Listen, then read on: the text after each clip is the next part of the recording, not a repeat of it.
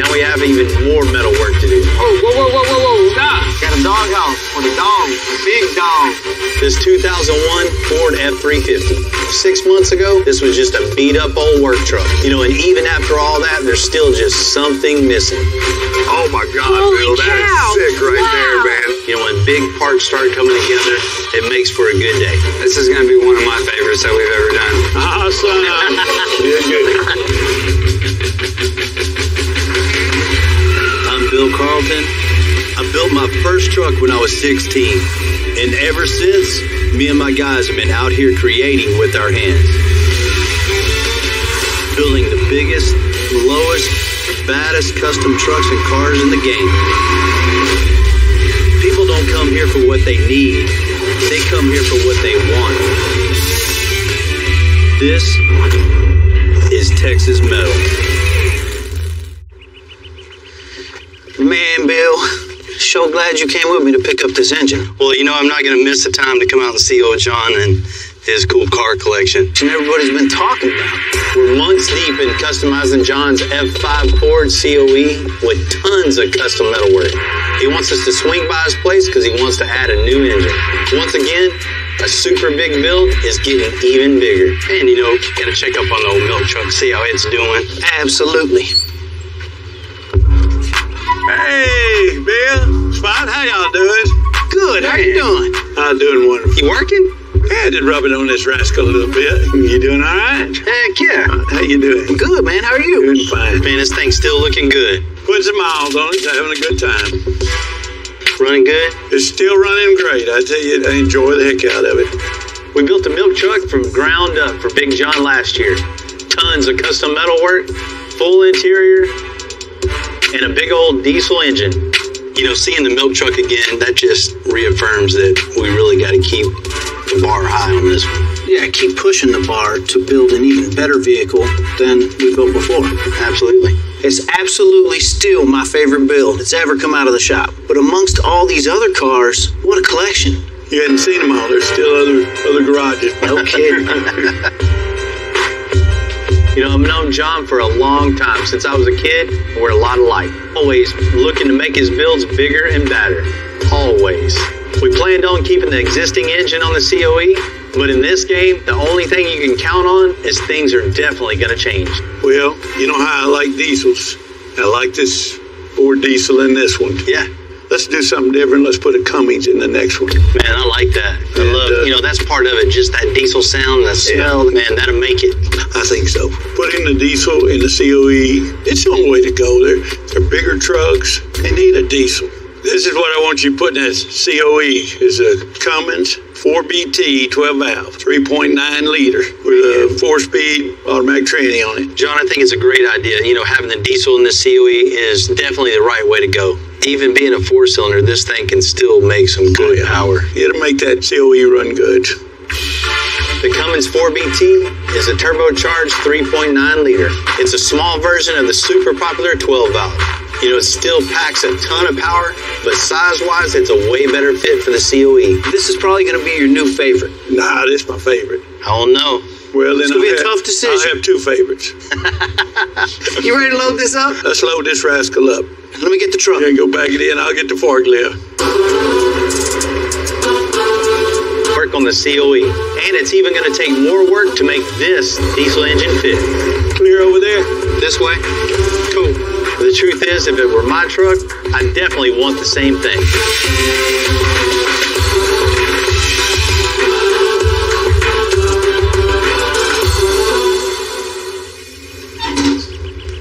Come, Timmy. What you got on that truck out there? Little engine, little diesel engine. Old John, milk truck John. Yeah. He loves how that diesel is in his milk truck. He said he just had to have a diesel in the COE. So all the work with the old 350 in it, taking all that out, all the sheet metal, everything. Whatever we're going to do to make it fit. You know, we've already made a custom Western hauler style bed, running boards, and a whole headache rack. It's all at powder coat. Now we have even more metal work to do. What do you want to get started on first? You know, first things first, we're going to pull out that small block, get rid of that sucker, and let's start doing what we got to do to get that diesel in. You know, the Cummins 4VT has some components on the side that makes this thing a little wider than the 350. So you already know that creates a lot of work in making a whole new doghouse. And we're going to be adding new front bag mounts to the front suspension to haul that extra weight. Then we can add the wood into the bed and the running boards. This thing orange or what? Big John's definitely got to have it orange. And the orange, the big billet wheels, and now the diesel motor kind of completes the whole project of the truck. Definitely. The milk truck's going to have a little competition beside it when it gets back home. Let's do it. Let's go.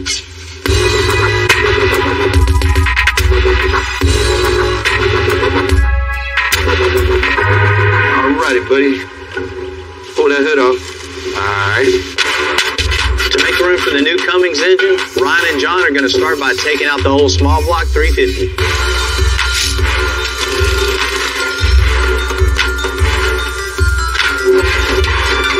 That's one way to do it. So is. It looks like there's no way to get that out. This cross mover right here is going to really hang us up on getting the bottom of this thing out. I've seen that coming. Sucks. I had a feeling this was going to happen, but it was worth a shot. You know, we were hoping we'll just remove the front end and we're about to get the engine out the front of the truck. But clearly that's not going to happen because we got a front cross member here and we don't want to cut that out. So, more work. To pull the engine out, we got to make room. So we're going to take the radiator off and then the motor mounts. You ready? Yeah. You hung up on something. This wire right here, hold on. I got it. Hold on. Temperature sensor wire. All right. Nice. That'll make life a little easier, huh? A little bit. Hey, stop. I need the chain to be as short as possible, though. I understand that. You're hitting the distributor cap. You're about to knock it off. When you're building custom cars and trucks, it seems like they never end. We're always constantly changing and evolving and coming up with bigger, badder stuff. And this is no different. Right there? Come down here. All right. Pull the motor your way here. See what we got. All right. Go ahead.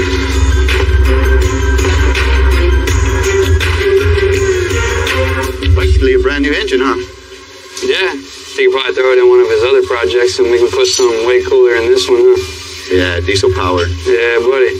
Well, you know, John always gets what he wants, so Hey. I wish I was that John.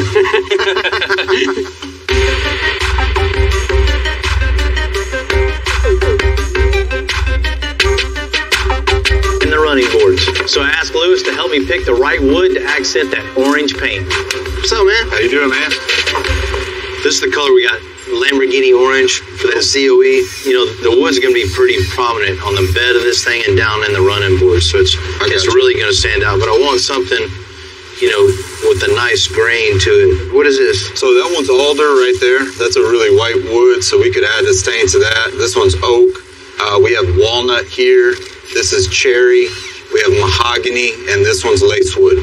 Man, I like that. We can add a little bit of solvent to it. You know, you can kind of see the natural appearance and the figure of that grain, and our mahogany, and then our walnut. Man, I think these two, Yeah, man. you know, I love the grain in this thing. I think majority lacewood with little separation of mahogany. Yeah, man. That would be nice. Yeah, wood. Yeah, this lacewood, when it's in the sun, it's just going to pop at you. All of the grain running like that, that sun's going to hit it. It's going to be beautiful. Cool. All right, man. Let's do that. Yeah, absolutely. All right, so we got the engine compartment cleared out. Now it's time to fit the Cummins. Typical. As everything else around here being a little bit wider and obviously a lot bigger than that little 350 that was in here. So what I'm gonna do is keep as much of the firewall as I can because height isn't an issue, it's just width. So I'll just cut all the way back and hopefully I'll be able to save this chunk and just move it over an inch. Also gonna trim the frame rails to make a little bit of room and then plate it, boxing it in. That way when I do get this motor in here, I can go ahead and build my motor mounts as well without having to pull it back out again. Everything's done, frames boxed in, motor mount plates are made and ready for the motor to come in. We go grab John and stab this thing in here.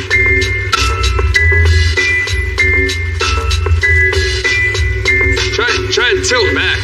Oh, whoa, stop. Ah, that sucks. See it hitting the top and it's already at the bottom.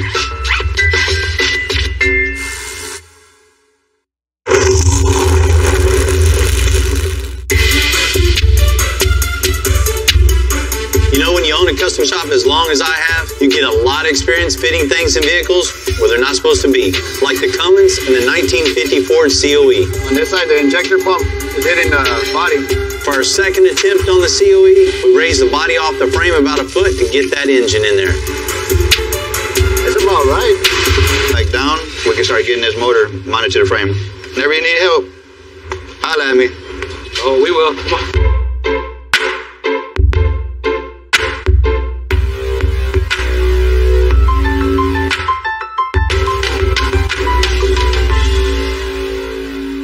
Now that we got the new engine in, you could clearly see it's a lot taller than what was in there. This was the original doghouse that was in there for the 350. So what we're gonna have to do is start from scratch, build a whole new doghouse, make it taller and wider as well. So I got a rough measurement from inside the truck, 36 by 24. Lay it in there, draw me a couple lines, start shaping it.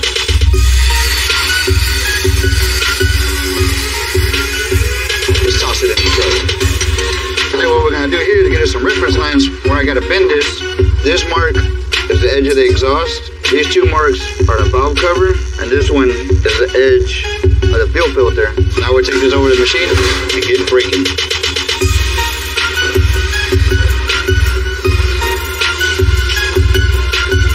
Got a doghouse for the dog, big dog. Looks like this is gonna fit pretty good. Make a little adjustment cuts here and there.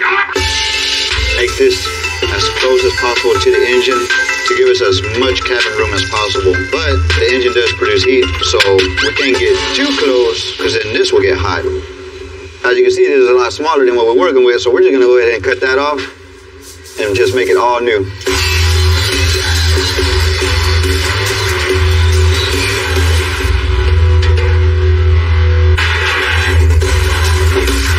Piece tacked on there, giving it a little structural integrity while I make a bunch of these little pieces that are going to form the panel from the top and connect it to the backside.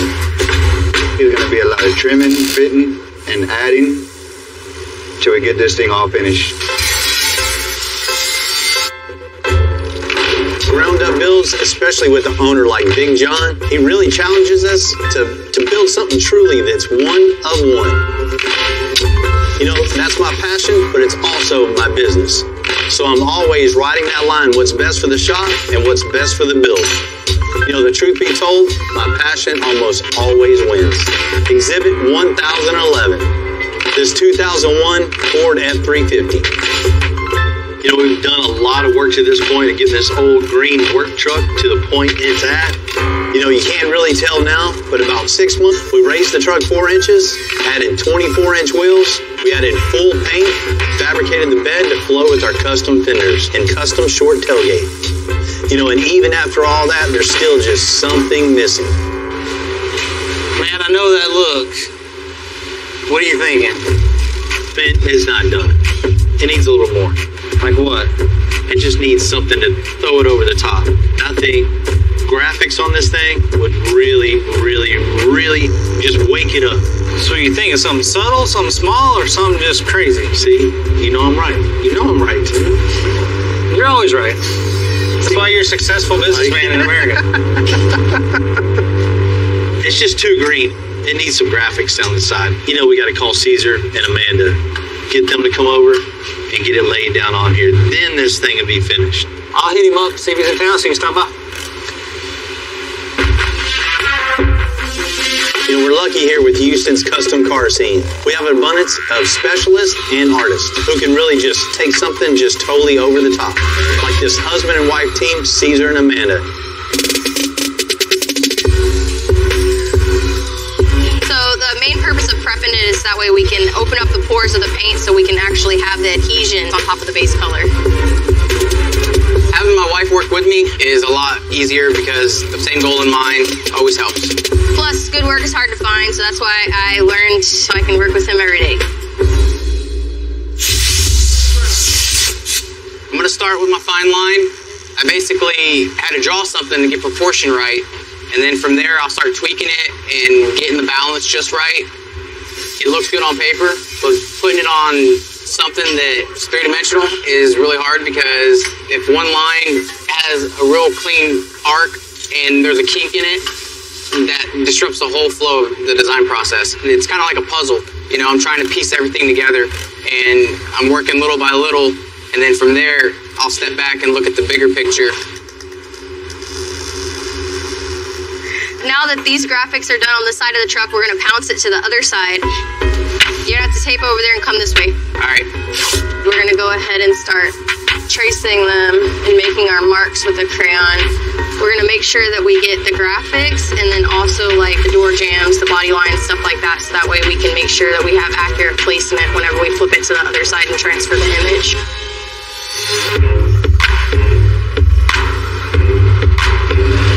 More of like an olive avocado green. So we are going to be trying to mix something that's kind of close to that. I can kind of manipulate the tones to get it where we want it. I like where the green's at, but it needs a little bit more of a bump. So we got some interstellar pearls. We're gonna add to it. Caesar, we're good. That's what I want. And the sun is gonna make the pearl pop out and give it that dancing shimmer effect. All right, so what we're gonna do is, we got it all masked up, so I'm gonna start laying my base coat down. With pearls, there is a technique to spraying. You wanna get nice, even coats, no blotchiness. So you wanna be a little higher with your pressure and a little more sporadic. That way you can get your pigments to lay on real well. I just finished doing my second coat. What I'm gonna do is wait for this to flash. I'll come back after it's cured and spray some more coats.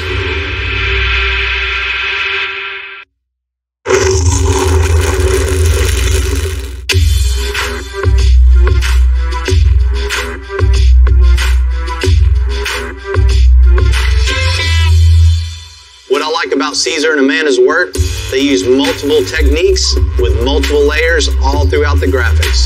The details they're going to add to this F350 are just going to look like they're popping out all that green. I'm just trying, that way the balance is there, kind of coming from both angles. It kind of makes it look like the colors are cutting into each other. I'll start with the base. I'll come along the edges, get a nice smooth blend. And basically each step builds on top of it. I'll clean the gun, I'll load it up with the candy. You'll slowly start seeing the transitions of the pearls and the candies kind of mixed together. And with custom painting, you never know what's going to happen. You never know how your layout's going to turn out, and you kind of base off a feeling, and you just want to have the right look. It takes a lot of practice and a lot of sacrifice. Sometimes you got to break a few eggs before you get it right.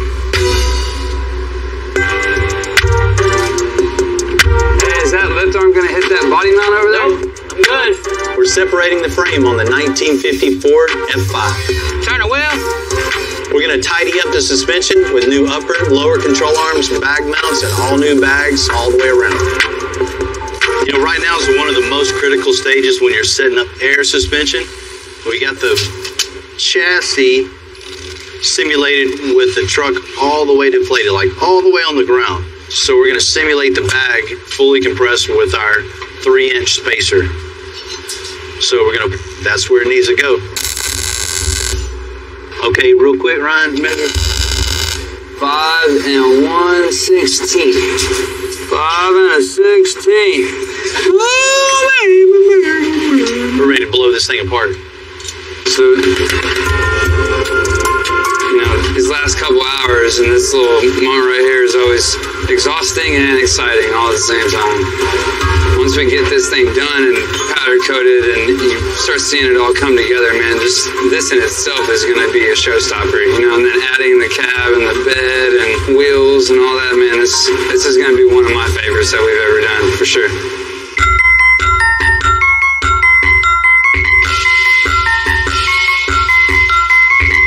To paint this entire truck orange. You know, I was looking for something bright, bold, but still classy. In the booth we go.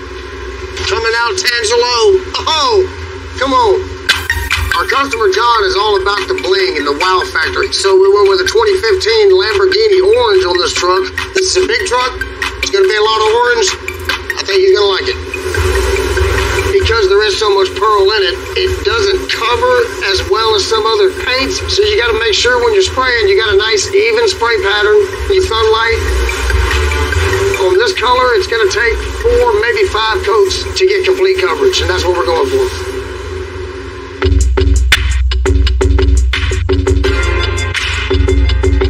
You know, I like to powder coat our suspensions and frames. You know, it not only lasts longer, more durable, but it makes it look a whole lot better. You know, with the chassis back from powder coat, ask Little One to assemble the rolling chassis. Then we'll install the engine and marry it to the flatbed and the cab. Yeah, that's right, his name's Little One. Don't ask me why, but he's a good mechanic and fabricator. We get the motor in here, get the wiring done, and we go ahead and get all the brake lines. That way we don't have to struggle when the cab is on there and everything's fit perfectly. And it's the first time I see the powder coat compared to the cab. It goes really good. Come on, Jesse. Go forward. Line display right here. All right, go down. Slowly. All right, let's get the other side. Go up. Down? Yeah. Oh, Right there, you got it right there. All right, Jesse. Your forklift services are no longer needed. Thanks, buddy. It's always cool to take the extra effort just to do the rolling chassis. You know, John wanted to keep basically the stock chassis, but he wanted to modify it to fit the truck. Powder coated, broken apart, and you look up underneath there, and everything's finished 100%. Right now? Been a long time coming. We're getting the cab down on the chassis. Finally, you know, we started working on this. It was kind of cold outside, got hot, real hot. We worked all the way through summer, starting to get cold again. You know, you can tell this is a long project. Measure the distance in between there. Center hole, center hole. Yeah, 23 3/4. I'm an instant gratification guy, so I'm feeling pretty gratified right now. You know, when big parts start coming together, it makes for a good day. Looking good? Yeah, a little bit. That's about right where it's gonna be. Hell yeah. Man, that's what I like to see.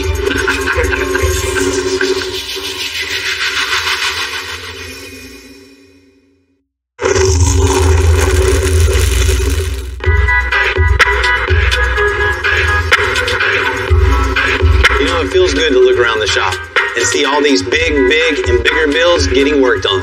But honestly, nothing feels better when you give one of these back to the owner. And after several months of work, this lifted F-350 is right on the edge. Makes these graphics seem like they're wider when you're looking at them, but not something that's going to overkill them. It's easy to mess up, and it's even harder to fix once you do. Sometimes when I'm striping, I'll hold my breath, and as I'm pulling my line, I'll exhale. Even my own heartbeat will shake my hand sometimes. It's just you and the brush, and you just focus on the moment that you're striping, because it takes a lot of control and discipline to get your brush to work. You have to control it. I'm nowhere as good as I want to be, and every time I pick up the brush, in the first 10 or 15 minutes, I'm going to know if I'm going to stripe that day. Because some days I have it, some days I don't.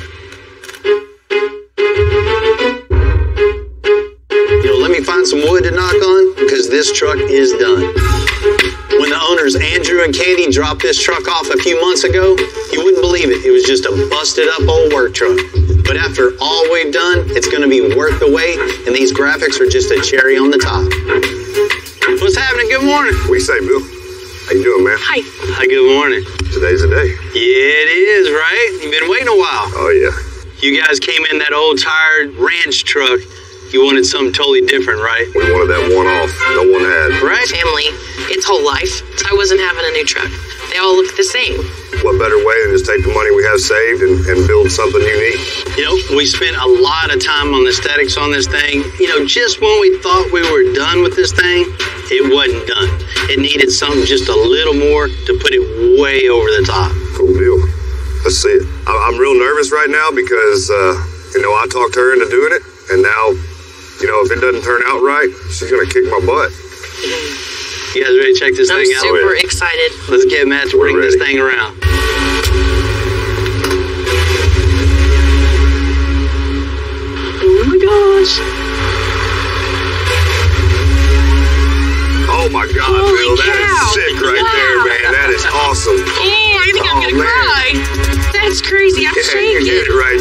Looks good, huh? Oh yeah, not even Not the even same truck. close to what we expected, right? Nope, not even close. This is nice, Bill. I mean, So you're liking it? Oh yeah, we're loving it. Loving it.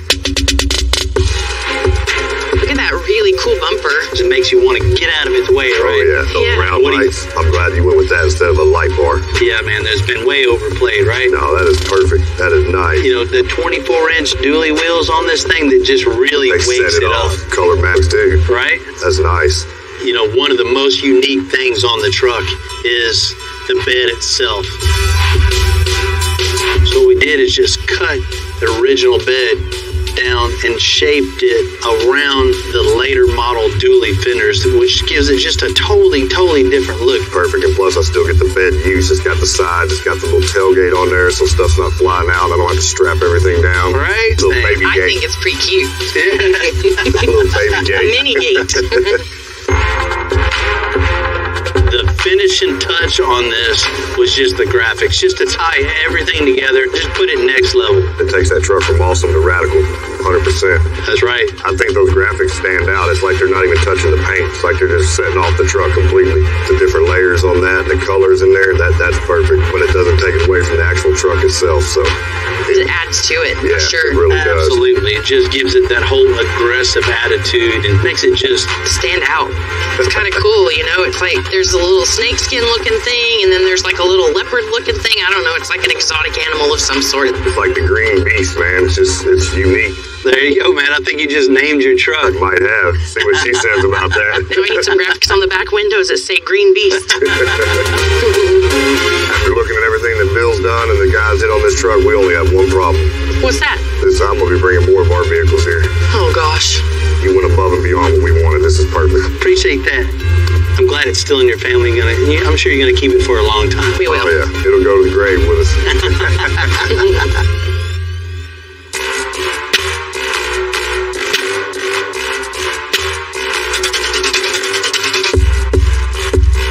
Watch the back of the cab. You know, it's always good to see one leave, but two is always better.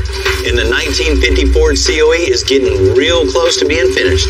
John's out there putting a lot of strips of wood together to fill that bed and the running boards. So I've got all the raw lumber planed down to the proper thickness. So what we can do now is I'm going to take the jig that they built the bed off of, mark it out so I know what parts of it I'm going to be using. I'm going to go ahead and cut these boards down to length so I have smaller pieces to deal with, and it'll be a lot easier to manage when it's time to glue and clamp these up. Next thing we want to do is do a layout for our biscuit joinery. This is what's called a biscuit. We create a pocket in both halves of the wood, and when you bring it together, it keeps everything lined up. It makes a stronger joint, so these things will be solid. I'm going to take this tool. This is a plate joiner, and what this is going to do is it's actually going to cut it. The biscuit fits in like that, and it will line up with the next one. They go together like so. That way now it's perfectly even across here. A little bit of sanding and these things will be dead on, ready to go. Usually we're working with fiberglass, Bondo, India, things like that. It's really kind of a treat to have a chance to work with some real wood and, you know, play with a tree.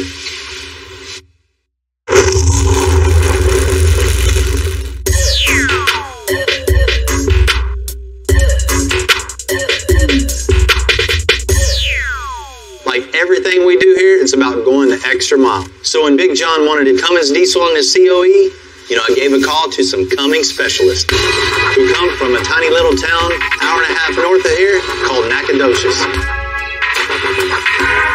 What's up? Hey, what's happening, man? What's up, Bill?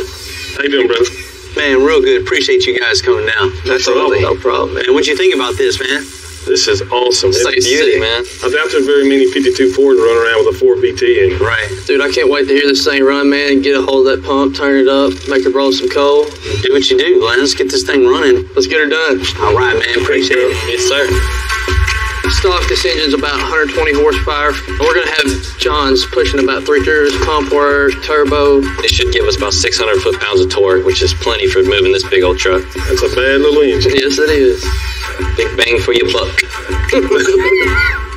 All right, now that we got the front cover off, I think we're ready to go ahead and clean everything up, make sure there's no debris or anything inside of it that could potentially cause a malfunction or failure, and then put our new billet front cover on. So the advantage of this front cover versus the old style one is that they actually were prone to leaking a lot. They were a really thin piece of metal, and these engines heat up and cool down so much that they actually start to warp and breaks the seal on the gasket. So the advantage of this, it's a lot thicker, a lot stronger. It helps create a better seal over time, and we won't have oil going everywhere either.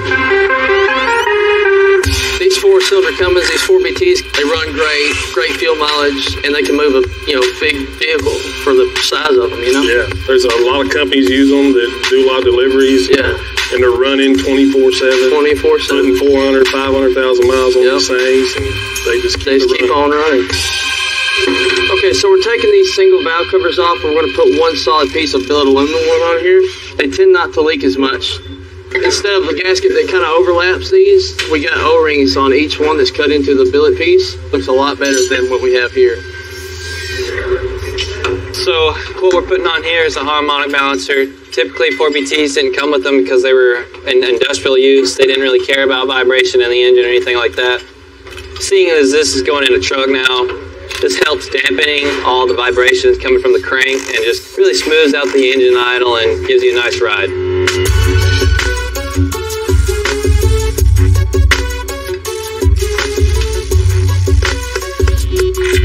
Bill and his guys did an amazing job getting this to fit, and we can fire this thing up. You ready to start it? Yeah, I got the launch crack ready to bleed it out. Let's do it. Hit it.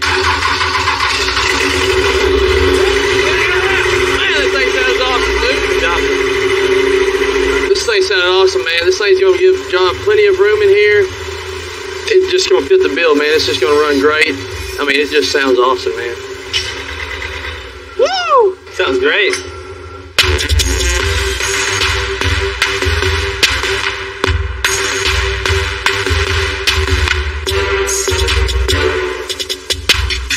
John's been putting in hours and hours of making the wood to put in the running boards and the flatbed.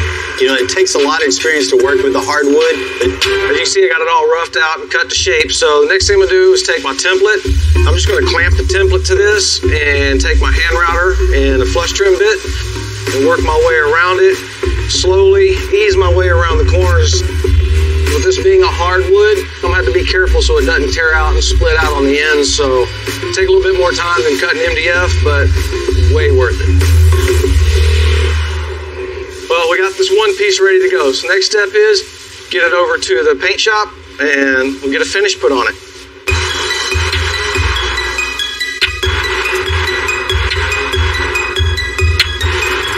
Man, that sure does look good. Awesome. Man, I can't wait to see them in the truck. It's gonna be beautiful, man. Beautiful. So we're gonna get the wood ready to stain.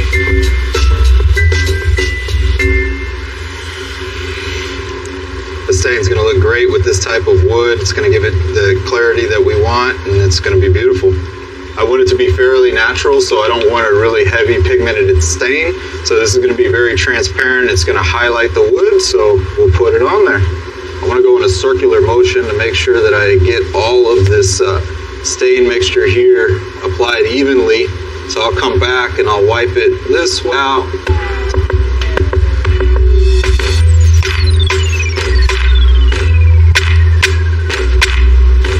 Got the clear in the gun, and we're going to get to spraying.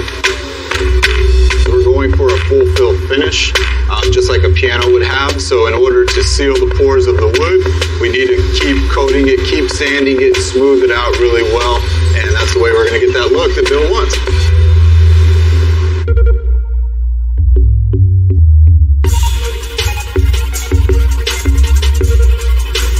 On builds like this, I like to have the design flow from the inside out. So the wood on the bed is going to flow all the way into the interior. Now I got all the measurements and everything. We've got the shifter in and the doghouse, so we know everything's going to fit like we should. So now I just got to transfer all these measurements to a piece of chipboard, and then we'll start building this console. All right, now we got all the pieces cut out. We're going to put the base of the console together. Once we get it all together, we're going to go ahead and start on the top section of it. It's going to look pretty nice.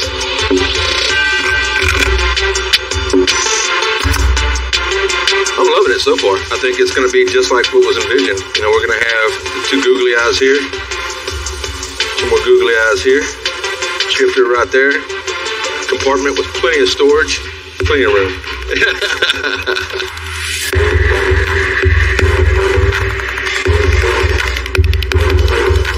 You'll see when these sides go on, it's actually going to leave us a 1/4-inch gap in the center for our aluminum. That's going to run like a belt line all the way across here. And then we're going to have our lacewood veneer on the top. So where this lid opens up, I don't want to see screws. We have our center screws. We're going to attach from inside this panel through the aluminum and pull this together. So you'll give a real clean look without seeing one screw whatsoever. People are going to wonder how it's held together. Like most things I build, the console is a puzzle. You know, I build everything from inside out. It's the little details that count.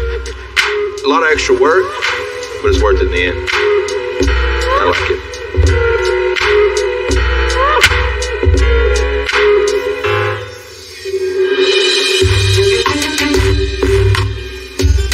All the pieces of the COE puzzle are built, we got to complete the picture. That's installing the doors, adding the stereo, final electrical, and of course installing the beautiful hardwood and the running boards in the bed. There has been a ton of work. I know I say that a lot of work in this thing.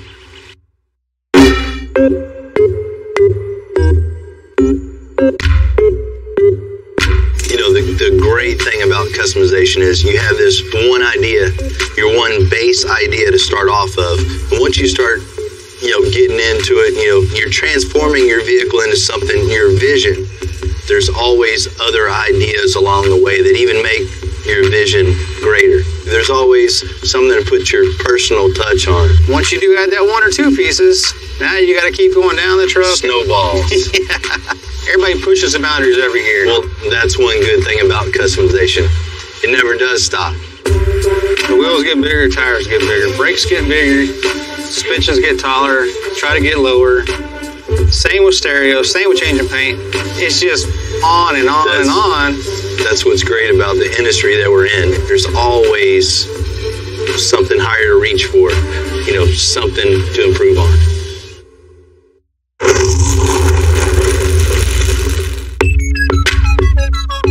The Ford COE has just been a huge build. Everybody at the shop has been pushing one another to create Big John something he can be proud of for years to come. I've waited a long time for excited to get this COE back.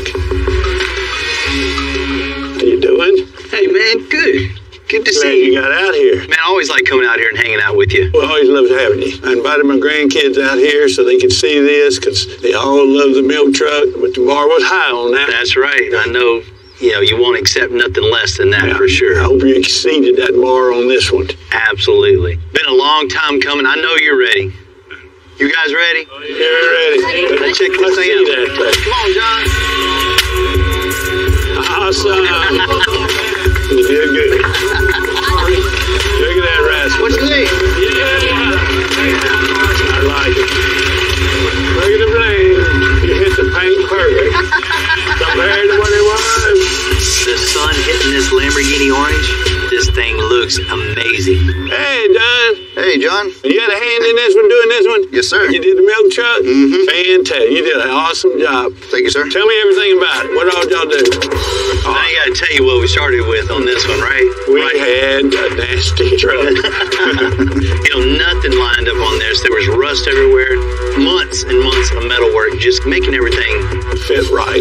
We dropped the frame out of this thing, redid the suspension, powder coated it just by making a Western Hauler style bed. It just really fits this style of the truck. Great. What type of wood is this? That's a lace wood with mahogany inserts, and also brought it down into the running boards just to bring some color in that, contrast, and just be something that nobody's ever seen before. I mean, the lines are beautiful. The wood cut is perfect. You come up with the extraordinary every time. I appreciate it. Of course, he threw us a curveball on this thing. We changed with the diesel motor. Yeah, we had this thing almost all buttoned up as far as engine wise, and then with this nice curveball. Oh, well, I knew y'all could handle it. Let's check this out. Let's go check it out. Whoa, that looks fantastic. Great. How the little 4BT looks right at home in this thing, right? It did that really good. Well, I'm glad you made that call because this thing needed a diesel. When y'all picked it up, it didn't look like that. No, you definitely wouldn't want to pop the hood the way it was before, right? You see the intercooler tubes go up in there. Just, man, it makes this thing really stand out.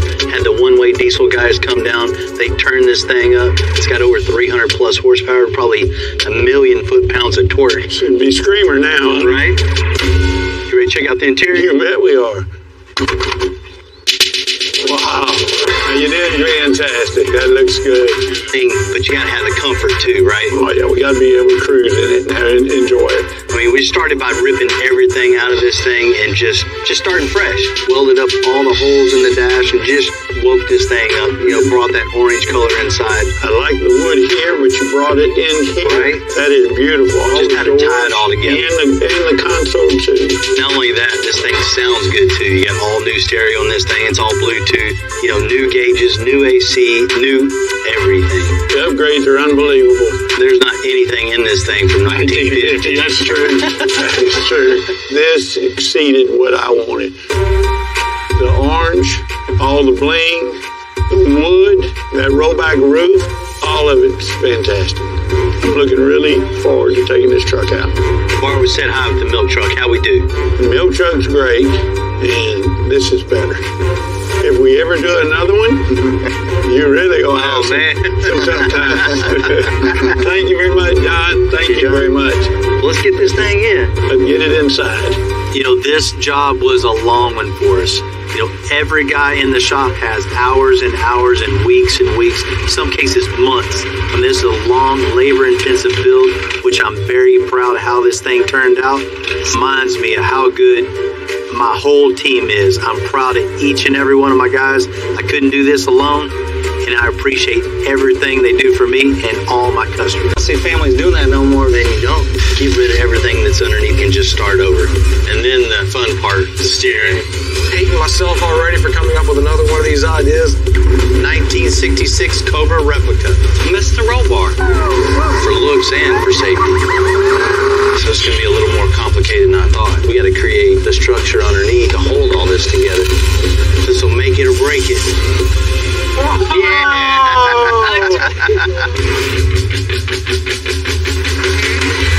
I'm Bill Carlton. I built my first truck when I was 16. And ever since, me and my guys have been out here creating with our hands. Building the biggest, lowest, baddest custom trucks and cars in the game. People don't come here for what they need. They come here for what they want. This is Texas Metal.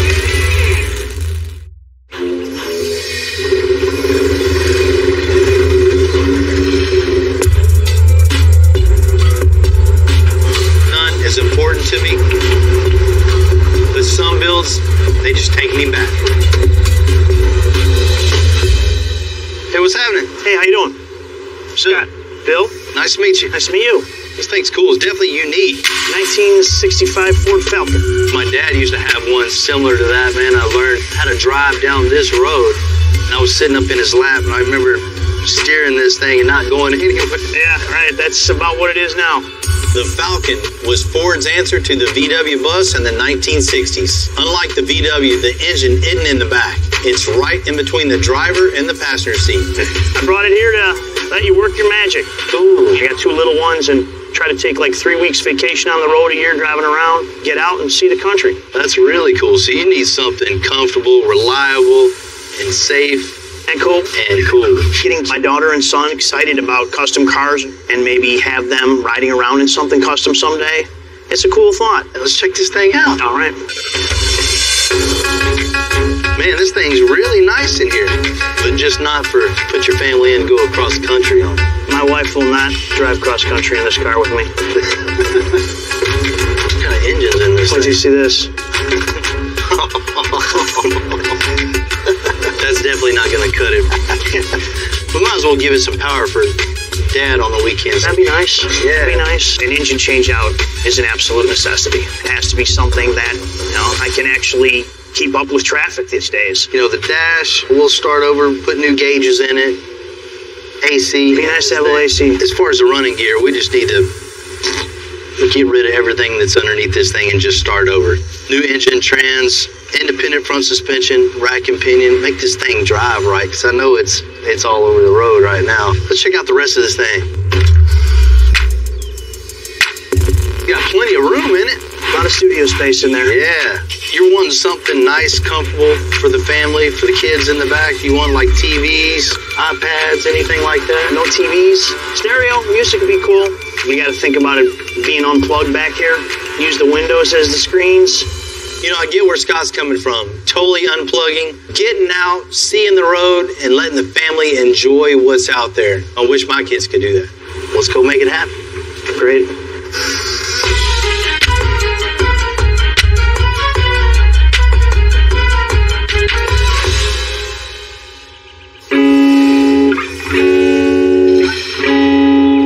Worse than rolling up to the rest stop and seeing the exact same vehicle with a different family in it. But Scott's got it figured out. A van for the family and a cool custom van for old dad.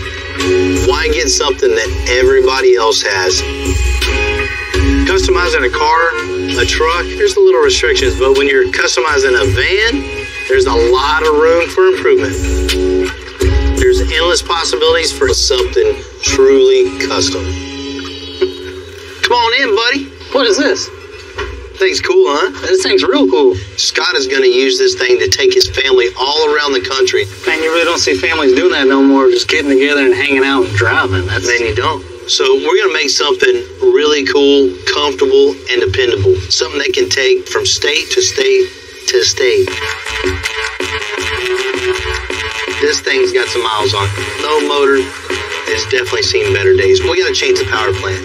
I'm thinking it's a Ford truck, so we got to stick with the Ford engine. Let's go with the EcoBoost and plenty of power. Super sporty. He'll love to drive this. Hey, check this out. See, look at this. Yeah, it needs some suspension work, huh? It needs a little bit of suspension work.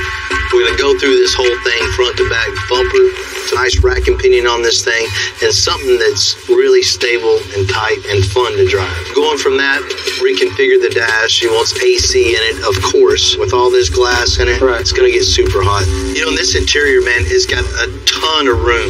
This is going to take some work really dialing it in. So Heath and John really got to get creative, use this space wisely, and make it comfortable for the whole family to be in it. You sure you want to give Heath and J-Live just free reign to do whatever they want here? No. There'll be taco sauce all over this thing. 4 disco balls and 15 speakers right here.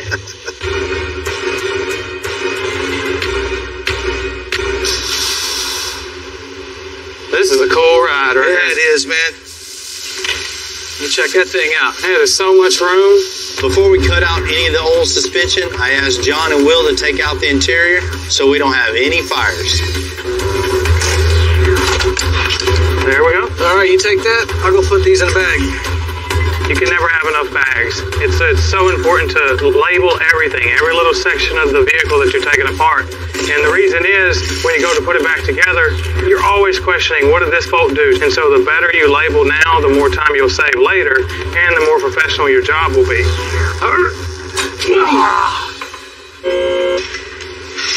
Man, vehicles came a long way since this was made, huh? Mm-hmm. First thing we're going to do on this is just rip out all the suspension, motor, trans, rear end, the whole drivetrain. Let's have a bare van body underneath this thing. We'll start fresh. Cool. This van's got problems, I got solutions.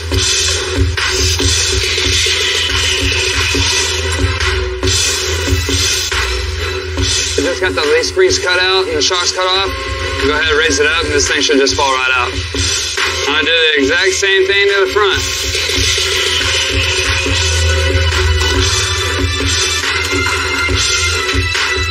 Since we're going to be pulling the transmission and the engine together, I'm going to go ahead and pop our transmission linkage, shifter linkage, all that stuff. Take a couple bolts out on the bottom. Things should come out pretty easy. Now I got the big factors out of the way. I can come through here and just tear this thing down completely.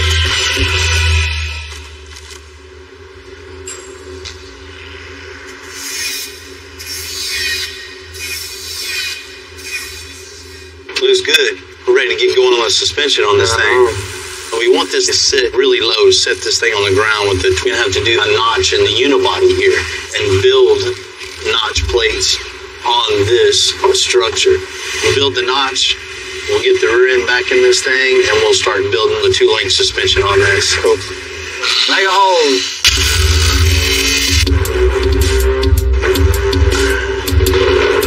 This whole van is a unibody construction. What that means, there's no full frame underneath this. The frame is actually built into the body, which gives it the strength and rigidity. All this is in the way, so we're going to start by cutting all this out, get our cross member in, and then we'll go back to connecting it all back together as one. So you see the line, how everything lines up with the top of the frame rail. This is exactly how we want it. Perfect line, straight across. It's going to be level with the top of the frame and the bottom of the frame. So once I get this tacked in, I can cut the bottoms of that off to where they're even with the frame. Now that I got the ends cut off, I'm going to go ahead and make all the pieces to box this in. It's all going to be out of flat bar, same size, same thickness. So I'm going to make everything all at one time. I'm just boxing in the C-notch right now. Just all those pieces I cut out on the iron worker, tacking them in, making sure everything's square and true. And just get this all tacked in, weld it up, then I'll be ready to cut out the center.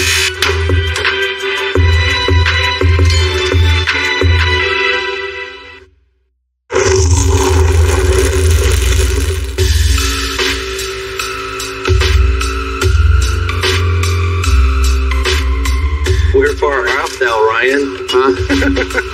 You never heard Romeo and Juliet, huh? That was before my time.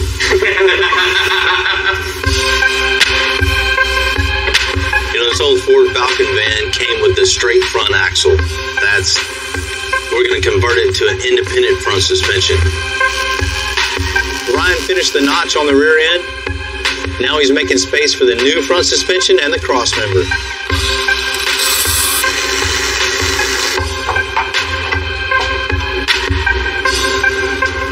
So everything's cut out and the cross member is marked up in there, but you can see the direction that we're going to take this.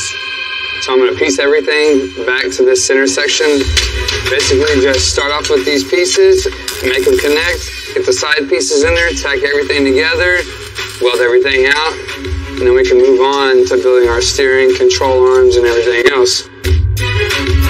You know, when a vehicle rolls up this nice, creativity to focus on the details. Things you might not even realize, we customize. So when we're done, you wouldn't even imagine it any other way.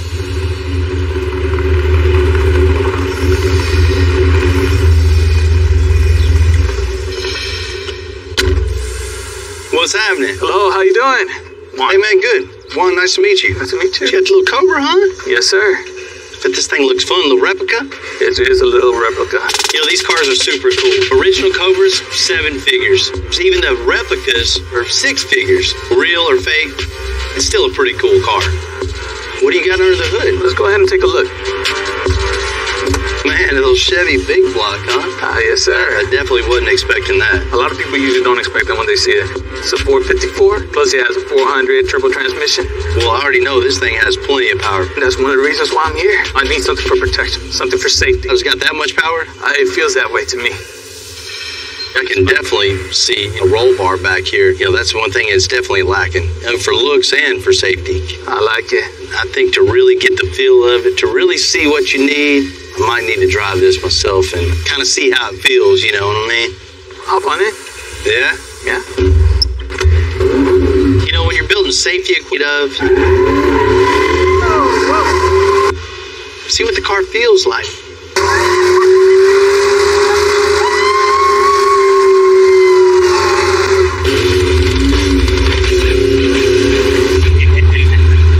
Sure that when I came in, Bill already knew what I was really looking for.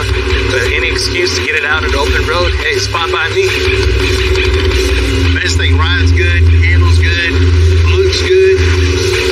But I definitely see what you mean. You know, at times it feels kind of squirrely and unsafe for sure, just because it has so much power. I appreciate you letting me drive this thing, really getting a feel for it. It actually does help with the concept of the styling of the car. Yeah, that's the only true way to get an understanding and seeing the need for it. For sure. So maybe, yeah, it does need it. was something, wasn't it? This thing's fun to drive for sure. We'll take care of it for you, man. I appreciate it. Let's go do some paperwork. Thanks, sir.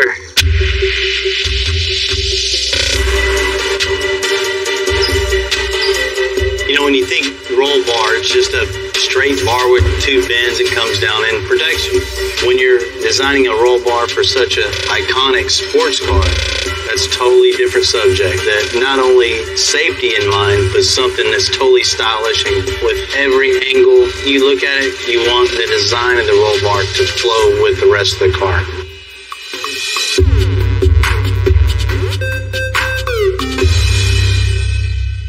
Oh, here it is. It's not bad, not bad. What are we gonna do to it? We're gonna body drop it. Come on. No, man. I mean, you see, this thing's missing something. Miss the roll bar. You know, this has a big block Chevy in it, runs super good. If he's not paying attention, he's gonna need some extra protection in this thing for sure. Definitely. That's a good idea. You've seen the ones with the loop back here, the big bar in the back. We don't want that. We want something that has clean lines with it, something that emulates the front curvature of the glass. So when you're behind this thing, it just matches perfect. And not only from the rear angle or the front angle, from the side too. We want to slope this thing so it all flows together. Once we get it all done, we're going to chrome it too so it matches front and rear bumpers. So I understand the idea you want to do. How are we going to angle this down to the frame? Man, we're just going to put some plates here and bolt it to the fiberglass so it looks cool. I know better than that. No. You know, I haven't taken all this apart to really see how to tie it in yet. You know, that's what we need to do next. Strip it out and strip the trunk for a solid foundation. Okay. Everything we're going to do is get to it. Yeah, let's do it. It's kind of crazy. That's what holds the seatbelt on.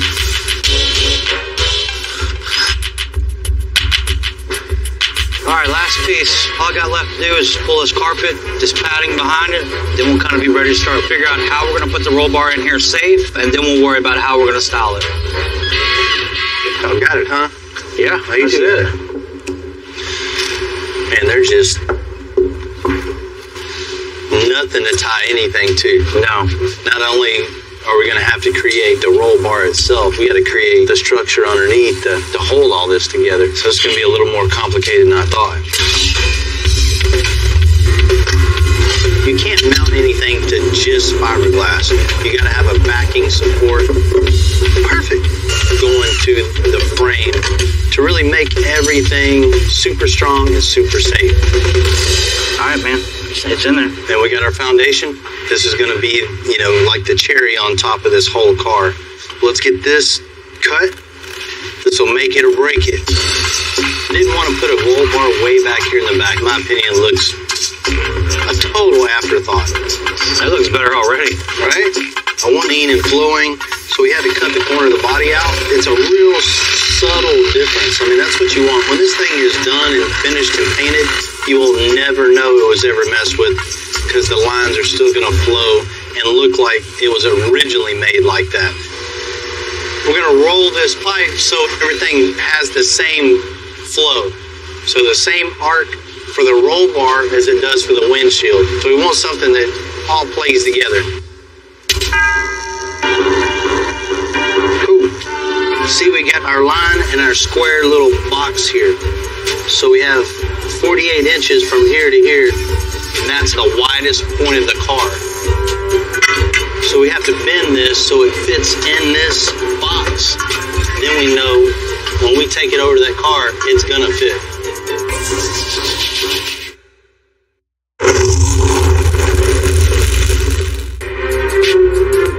This might be a replica of a 1966 Cobra, but it's got a real deal 454 Chevy big block. So the roll bar we're making, it has to protect the passengers above all, while also looking like the Cobra should have from the factory. It's got a pretty damn good flow. Maybe a quarter measure all day long, but especially something like this, it's pretty damn close. Everybody's gonna be looking at it. They're not gonna be measuring it. Did you ever get in trouble for standing on the couch? You really want to check every angle. Say that real quick, Jim. You want to really get back and get a feel for the overall car itself in relation to what you're building to it. That looks real good. I I like it. It looks nice. Let's tack this sucker on.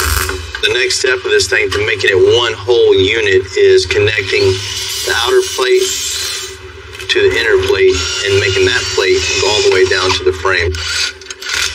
We have our plates on the frame, so the next thing is making the pipe from plate to plate. So we're gonna put the wheel on, drop it down. Let's see where this thing rides at and how much room we have in between the wheel and the bracket. We definitely don't want the tire to rub. That would definitely cause a blowout, and we don't want to test out a roll cage that quickly.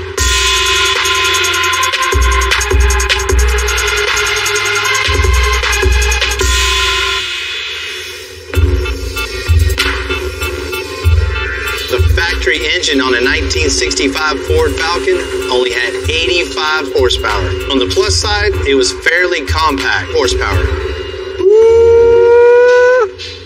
That thing's cool. A little four-cylinder, huh? Four-cylinder, 2.3 liter twin scroll turbo, 300 plus horsepower. Man, that is bad. They're putting these things in the Mustangs, Ford F-150s. Guys at the track are killing it with them. That's the perfect combination for this little project. It is. All right, watch your ankles. This thing's light enough where we can just manhandle it up in there from the bottom. Scoot it this way a little bit. Which way? Forward?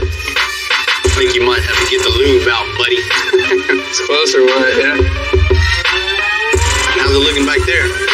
That's all I got. I'm touching the floor back here. Okay, forward. This side there. Go right there. Good. Fits in there good. Got to make the doghouse a little wider. I don't know if we need to make it taller or anything. But let's get the rack on this thing and make sure all this is going to work. And then the fun part, the steering.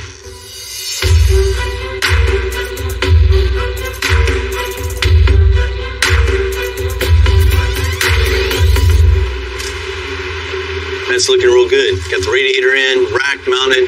Looking all right. You see what I'm looking at, though? Yeah, you know the next thing is coming. And you got the column out here. The wheels are way out here. It's super easy to connect the rack to the steering. Yeah. But on this, we're going to have to connect the column all the way back here to the rack. It might not seem that hard, but out of all the ones that I've done over the years, I've never had to deal with this. Yeah. Anytime you see it when it's done, you go, oh, that's easy. Yeah, exactly. But it's figuring it out and getting it to that point. Exactly. Always like a challenge. Yeah, of course. Let's drop it down. All right. What we're doing right now is just putting the column in its place. So everything needs to be mocked up. You know where everything's at before you can start anything. This is just where the factory alignment was. We put it back in the original spot. So next thing is to lift this thing up and start making the snake. You see how much room we have here is not very much at all. So we got the column as far into the van as possible, but it's still a little too long. Let's cut the end of the column off. All right. And then we're going to drill a hole in it all the way through. All right. We're going to cut you a little piece of the double D. So we'll use this little knuckle here. But we can start with this once it's at the bottom of the column. Ain't gonna work. I've never used a double knuckle like that before, and man, it's just lining up. I haven't either. The main thing you look for when you're figuring out a steering shaft is make sure all the U-joints aren't in a bind. You want it to be smooth, free, and clear. And double knuckle is too many moving parts all at once. There's no stabilization in something like that, so it's just gonna flop all around. So it's one frustration after another, right? Oh, man, you said it.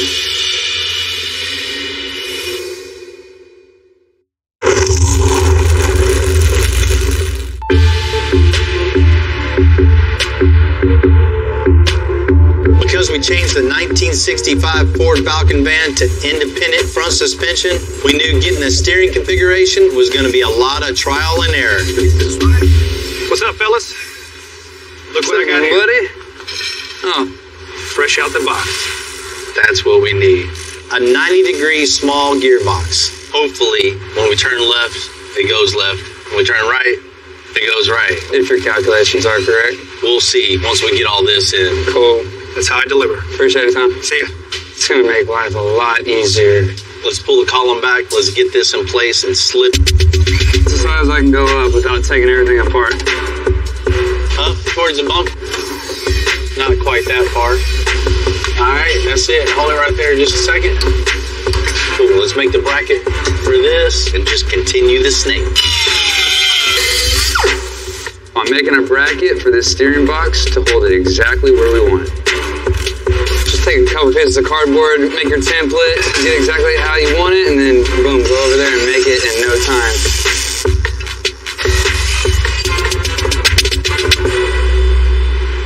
Yeah. Turn to the right.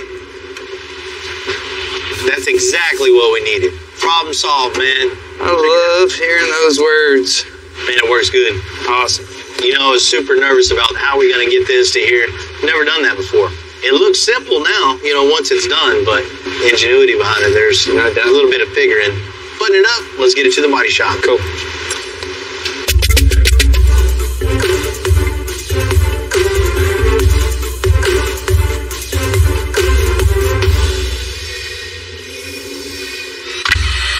The roll bar is getting chromed on the 1966 Cobra replica. However, there's one thing still bothering me. There's just a hole drilled in. I mean, I don't get it. I can't believe somebody thought that's a good idea and that would be safe. We have to address this. We're going to come up with a way to make a little bracket to tie it into the frame. That way, this thing is safe and secure and it's a total, complete, safe package.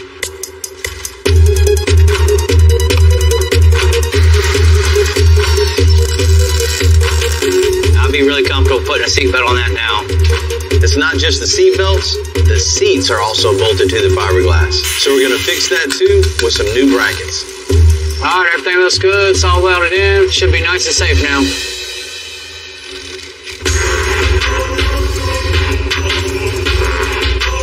We're gonna push this thing in for a quick body and paint.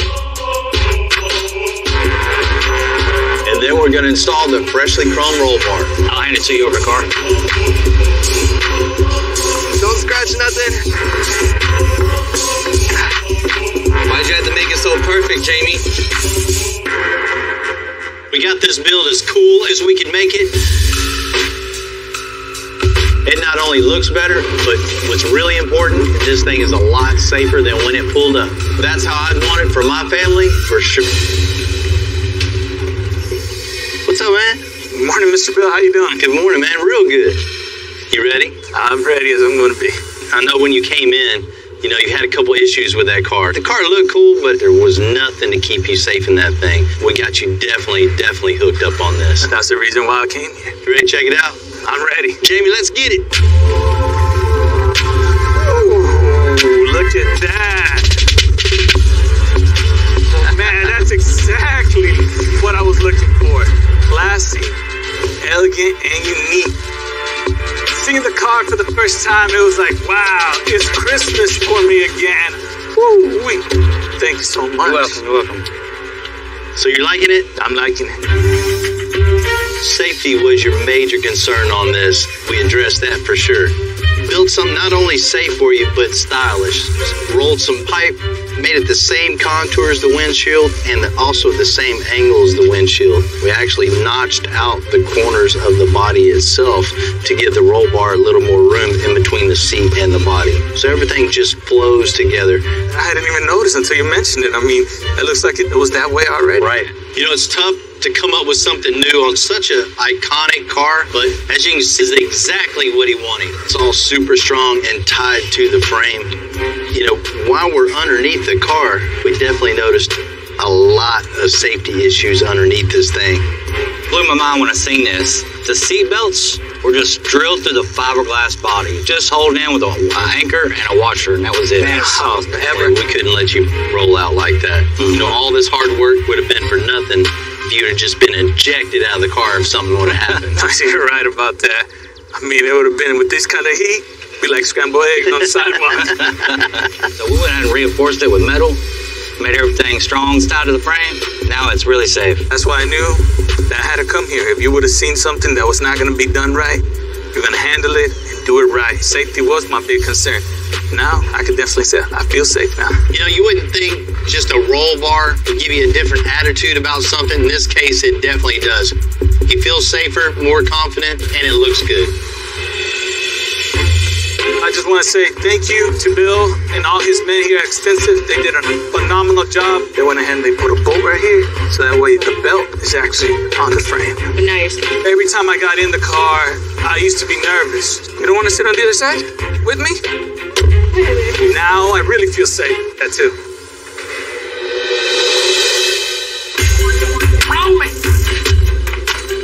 I got the wind in my hair. We gave the Falcon van a custom air ride, a new steering configuration, and an engine swap. Now the body guys are going to prep the cab for paint. What I don't want it to look like is some 70s peace van, you know, with fluorescent colors or something like that. I do kind of like that. I wanted my first truck kind of that color. It's just fitting to have, you know, the kids have their say-so in the color of the whole truck. I picked a couple of colors because I don't want this van looking cheesy. You don't want a loud, fluorescent, off-the-wall color that next year is going to get old on you. It's a family heirloom. It's going to be passed down to them. So if they pick the wrong color, they're stuck with it no matter what. They picked it.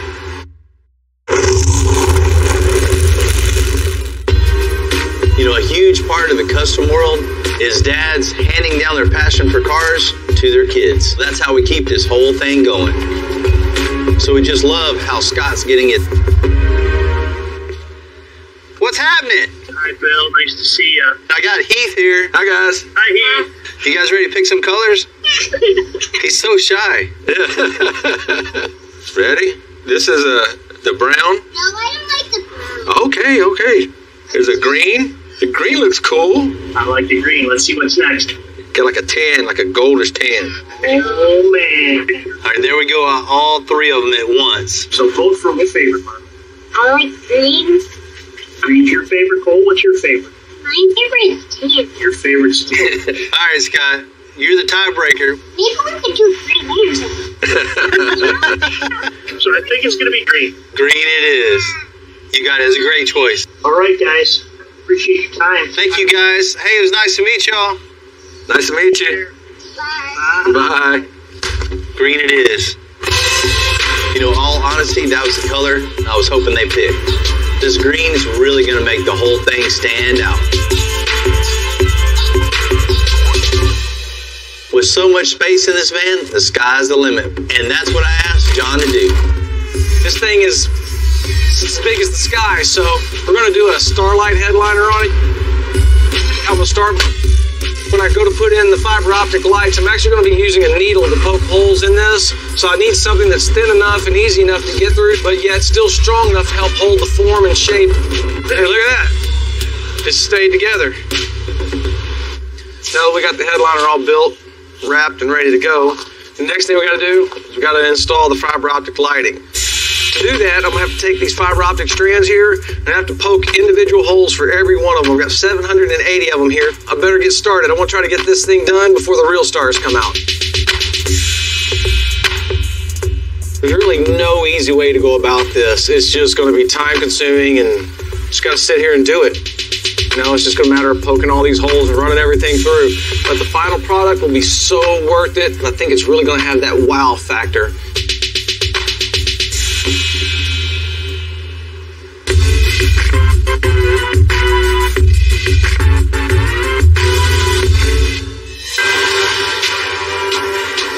Rather than using the old windows on that fresh paint, Chad's going to make some new ones by hand. Okay, what we're doing here is they don't produce a lot of these windows, and it's hard to find one that's in a good shape with no scratches, so we have to make our own.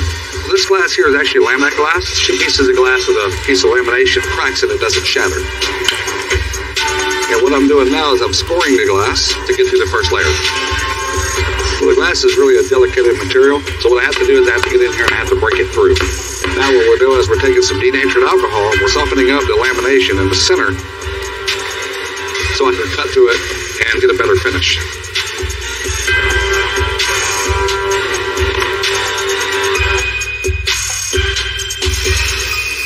There we go.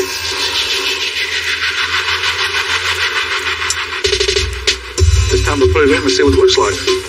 Well, what I'm doing is I'm sitting it inside the lip here, and then I gotta tuck the rope on the inside so I can tuck the lip around the pin flow. And we're locking the gasket in. What I'm looking for is making sure there's no imperfections, and the gasket is tucked nice against the vehicle. It's looking good, so it's time to move on to the next one.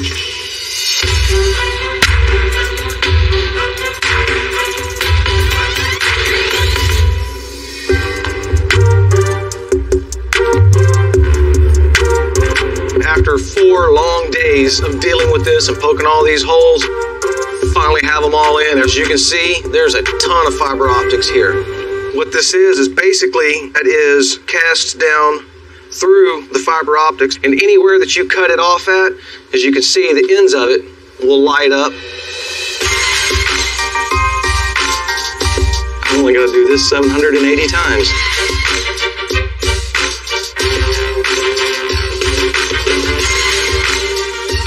It's about halfway there. 780. All right, let's see what this thing looks like. It's looking stellar, you could say. Kids should love it. That's so cool. Yeah, man, it's gonna be like camping out at night. Yeah, just riding along, looking at the stars. All we got left to do now is get this thing installed in the van and get all the trim work in around it. You know, it's pretty cool. I think back of all the days growing up with my dad, working with my dad. He loved welding and fabricating, you know, and taught me that skill set. And I applied that to the car aspect. Totally opposite. Totally opposite for you. Your dad was everything into it, but not a welder, fabricator, nothing like that. Me and him are a lot alike. My dad's all in the cars. I would have rather been in the shop with my dad getting dirty rather than sitting at home on the couch. You know, they inspired us and footprint on our children. Mm-hmm. Dude, my kid is 4 next month, and he's really taking a liking to all this stuff. It'll be really cool, you know, to see him kind of follow my footsteps. That's it. Keep it going. Keep it going, man. The most important part is showing your kids your passion for something. Yeah, just gives them a little want to, you know what I mean? You gotta have that want to. If you don't care to do anything, you're never gonna be good at anything. Thanks, Dad.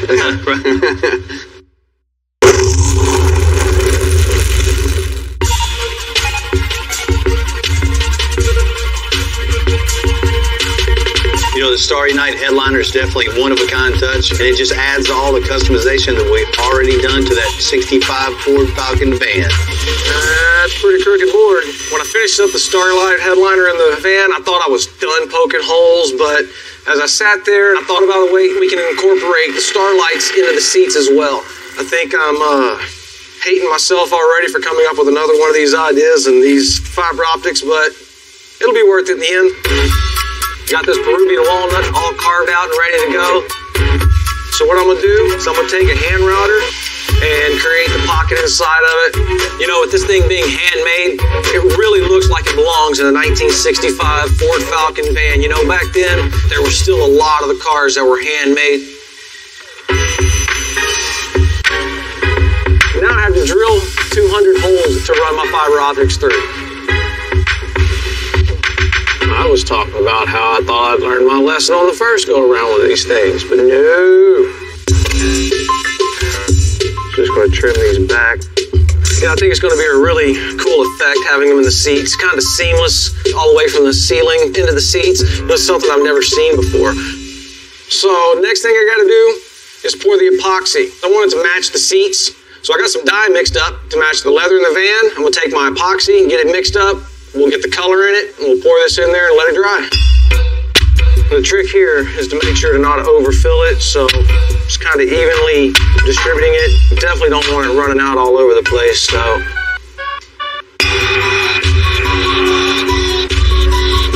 right, now that I got the seats all covered and everything, the next thing I got to do is just get the nerve up and cut this thing open. Oh, it's a sickening feeling. It'll so be worth it. Just got to remember that. It'll be worth it. So once I get this all glued in here, then we'll get the emblem in it. Man, this looks good, dude. Yeah, man, I think it turned out real nice. And they're gonna love it, dude. Well worth it, you know. I can't wait to get it to the kids and let them see this thing. God and his family have been waiting a long time for this van, and I know they're ready to get it back. a really busy guy running his construction company up in Chicago, so we're going to ship this van straight up to him. Since this is a family van, I thought I'd ask my kids just to get their take on it, see if it's cool. You guys ready to go home? Yeah. Yeah. Been working hard today? Yeah. Hey, before we go, I want you to check out something. We just built a van for a customer in Chicago. We got to ship this thing back. But before we do, I want your guys' opinion on this, see how good we did. Okay, let's go check it out. Can you see it? Yeah, let's go do it. Come on. Come on. So I want your guys' honest opinion, okay? Okay. Not just because I'm your dad. I want you to really tell me what you think, okay? Yes, sir. We've seen a lot of like what our dad does around here. He just never really asks for our opinions. This must be like a pretty special one. John's bringing this thing out right now. It's going to be here any second. You know, the moment of truth, I hope they like this.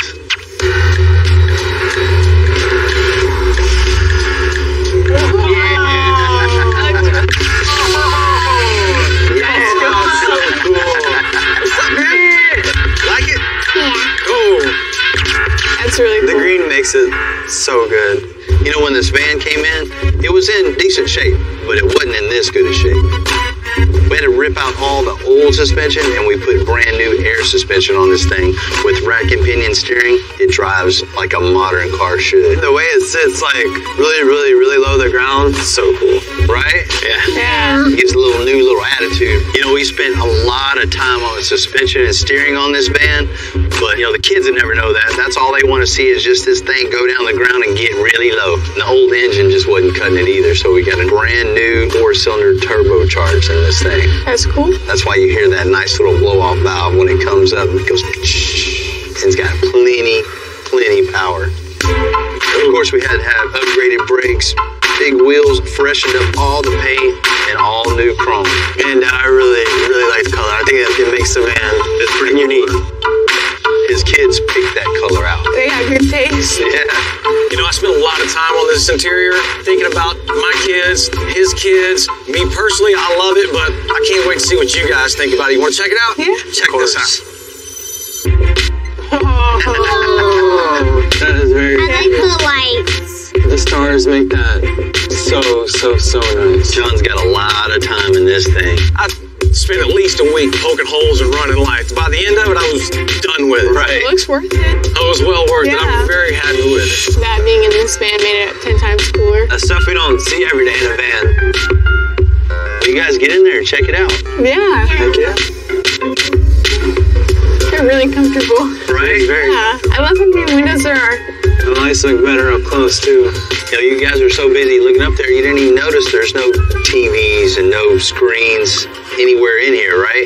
The whole point of this is family time. Yeah. Just being focused on family and the trip and spending time together and not on your phones or, you know, watching a video. I think these guys' kids are definitely going to enjoy having lots of fun adventures and trips in this van. I'm already jealous that they get to take a ride in that. This is my favorite car that you built. Really? Yeah.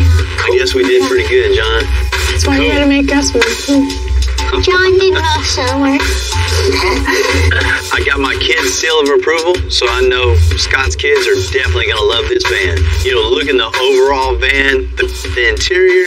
Man, I love this little van. And Scott, I can't wait for you to take your family on the road and really hear about those trips you're going to take together. If you're ever road tripping through. Nobody would have ever said the first builder did that. It would have been on extended. Where to begin? Man, what do you do with this thing? Party, we go to shows. No, this just isn't keeping up. Let's get crazy, all right? Ice, beer, food. This thing's going to be so loud that it's going to slap them right in the face. Oh my God. Man, that's crazy. I love it. I'm Bill Carlton. I built my first truck when I was 16. And ever since, me and my guys have been out here creating with our hands. Building the biggest, lowest, baddest custom trucks and cars in the game. People don't come here for what they need. They come here for what they want. This is Texas Metal.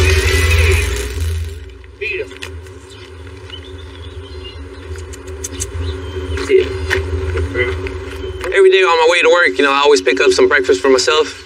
And I tend to pick up a little extra for the dogs on the streets. When I get to the shop, I usually have 3 or 4 dogs, extensive. You know, we like to take care of business. That's inside the shop, outside the shop, it goes all the way around. And when I say outside the shop, I mean the neighborhood dogs. You know, a lot of them are super friendly. They just come up into the shop, walk around, look around, check out the new projects, and go on with their day. Don't drop them off here, but the ones who need help, we got a big heart and try to help them all the time. After a little bit of TLC, you know, they become part of our gang. So just like everybody takes care of each other here at the shop, we got to take care of them and they take care of us.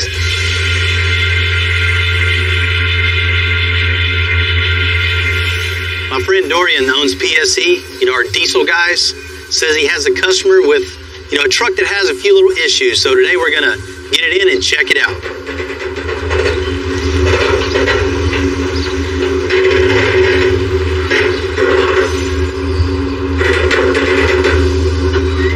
You know, hearing creaks and moans in a truck that high off the ground could mean multiple things. Could be just a little lube here and there, or it could be a catastrophe waiting to happen.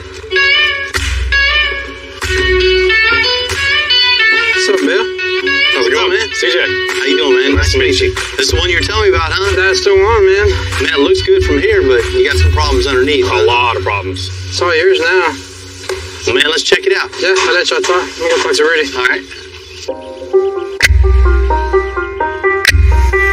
You see a couple of issues just as soon as you walk up to it, huh? Just all the welding and grinding and everything up front, it just looks... Man, you can't have that. Oh, man. Told you it was bad. These drop downs are just super sketchy, man. There's nothing holding us but bolts on the outside. Man, that holds the whole weight of the truck, your load, everything. There's nothing to hold this thing from flipping out.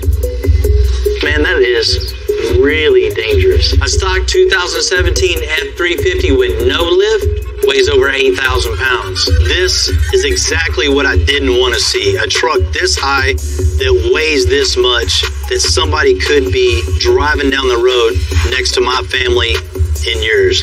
I mean, it's super unsafe, and this is something that needs to be addressed immediately. Oh, man, I thought this was the bad part, but that's...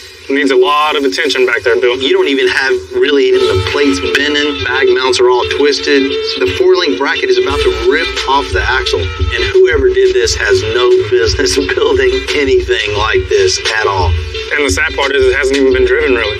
Man, thank God you didn't get in it and drive it down the street and hook a trailer to this thing. Yeah. It's just an accident waiting to happen. It's not good. I go to shows and we travel all across the country, and this is one of the trucks that I use to do most of the traveling with, and I have a lot of weight back there that I pull around too, and a lot of money back there too, so if something happens, I don't know what I would have done. When I picked it up, I didn't know that it was that bad. It was that crazy. What do you put behind this? You got a gooseneck trailer for this thing? I got a 40-foot. I've got 2 matching rigs. I got a big 95 old body style, and I got another matching Tahoe.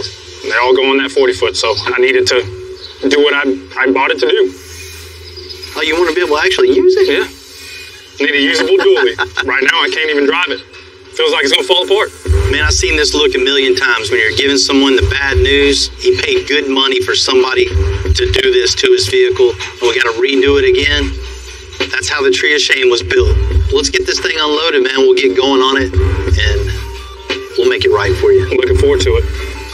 Let's go make it official. Let's do it. You know, this is Texas, so everybody wants, you know, custom vehicle. Because of that, there's almost an endless supply of customers that want to get work done to their vehicle, and there's plenty of shops around. Just take advantage of that. You don't really know what they're doing. They just want to make a quick buck, and this is a prime example. Unfortunately, we do see this quite often. You definitely have to be careful of who does your work for you. You know, especially on a project of this size, man, as heavy as this thing is, it's probably 8,500 pounds. That going at 70, 80 miles an hour and something breaking on this thing is going to somersault down the road and it's going to kill somebody. done with this truck, this thing's not only going to look cooler, it's going to be way safer.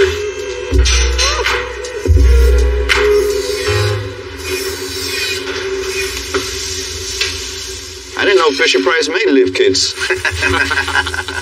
This is scary. This is super dangerous. There is no kind of support here holding this to the frame other than, I think they have 1 or 2 bolts underneath here. That's it. Bolts on the outside, a couple of them are just for looks. They're just stuck in the whole silicone. Oh man, it's really scary. And please tell me he didn't drive this thing here. Man, he didn't drive it. He's only drove it around the parking lot, maybe a quarter mile, half a mile. That's all the damage of just the stopping and starting with this much weight with some shady brackets like that. I can't believe somebody sold him this job. I mean, that's just, unfortunately, that's what, you know, a lot of people don't know. They're driving around with stuff like this. I mean, that's really scary. There's definitely a few things that we got to address on this thing. One of the first ones is putting some support back into this, attaching it to the frame, making it super safe and strong.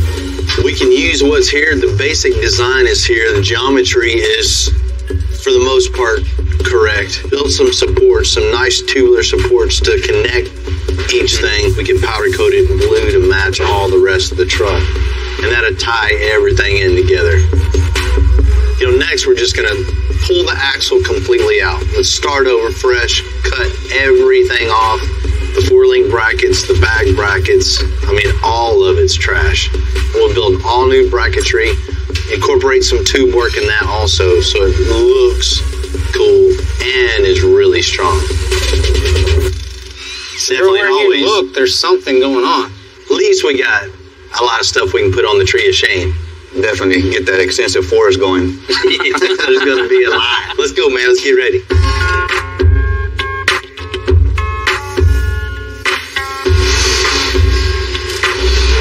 Alright.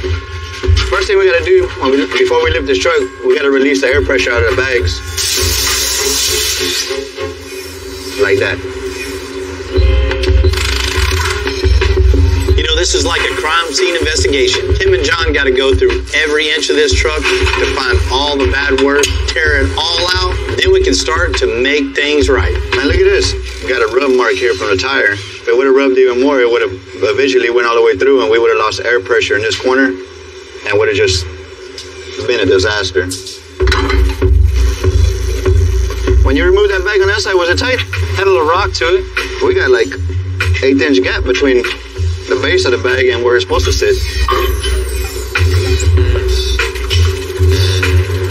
One turn and it came off. Look at that. Look how many threads was holding. Just one thread. They're uneven cuts, even strip bolts that are welded together. You know you're not supposed to weld bolts, right? Because they're weak. You had to cut the bracket so it would fit. You got a weak point on top, might as well make the bottom one weak too, huh?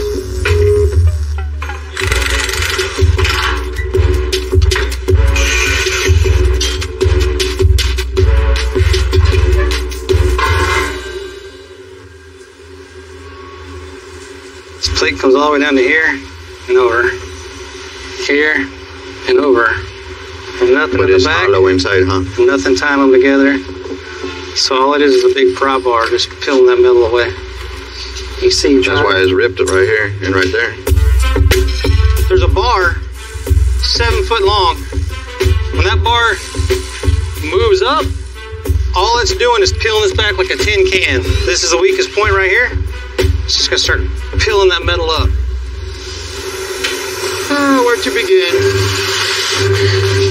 In order for John and I to even get started on this rear end, let's cut everything off of it that was done before, go back to stock, start over from scratch, and do it 100% right.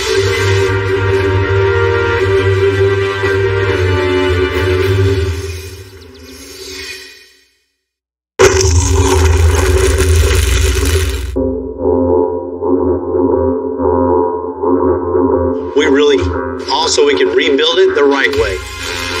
We're going to keep the existing drop-down brackets, but Tim and John are going to add a ton of strength to them. Okay, so what I'm about to do is burn out a 4-inch by 4-inch hole here. That way it gives us access to the bolts we're going to add to this. We can reach in here and put a nut on every bolt that we can. That way it makes it extra tight to the frame. When we tore this down, there was a big gap between the bracket and the frame. There were still little gaps, so we filled it in with flat bar. Now that that's filled in, that gives it a solid mount. We bent this piece here, bolted to the frame, then we'll weld it all the way down. So what it's ultimately going to be is a cradle that sandwiches a frame, and have bars in between that make it 100% strong and sturdy. Working on a previously customized vehicle is a lot more work to go back and fix than something you just start from scratch. Righting a wrong, in this case, a bunch of wrongs, have been a big part of my business. On the other hand, I like the challenge. It keeps us on point. Yeah, always ready. And good thing too, because we're always getting calls, come on over, we need some help.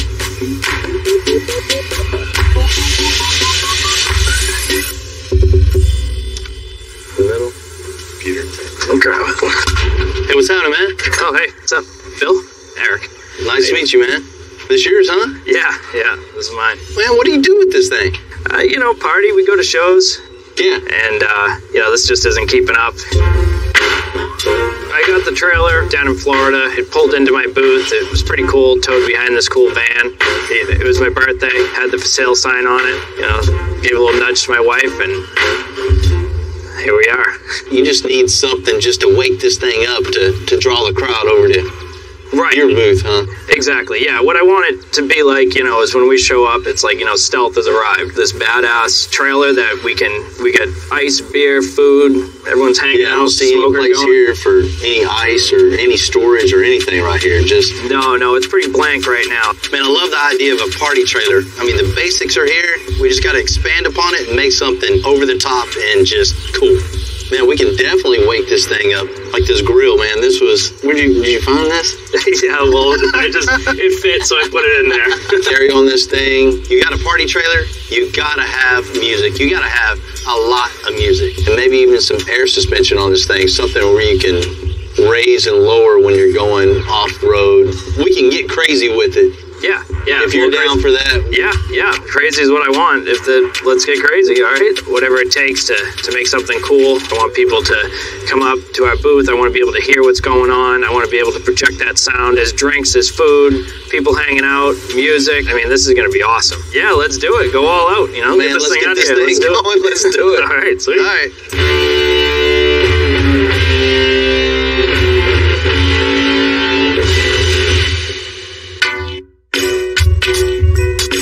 Party trailer was a great idea. It's a great concept. It works okay. It draws some attention. But we're going to take this thing and just draw a lot of attention. This thing is going to be not just something people are going to talk about. Wherever show it's at, wherever event it's at, people are going to want to come see this in person. On a vehicle, you got to work around what's there. There's all kind of parameters to work with. Something like this, you just have a good time. Only restricted by your imagination. And we're going to let our imagination just go crazy on this. You're creating a party and...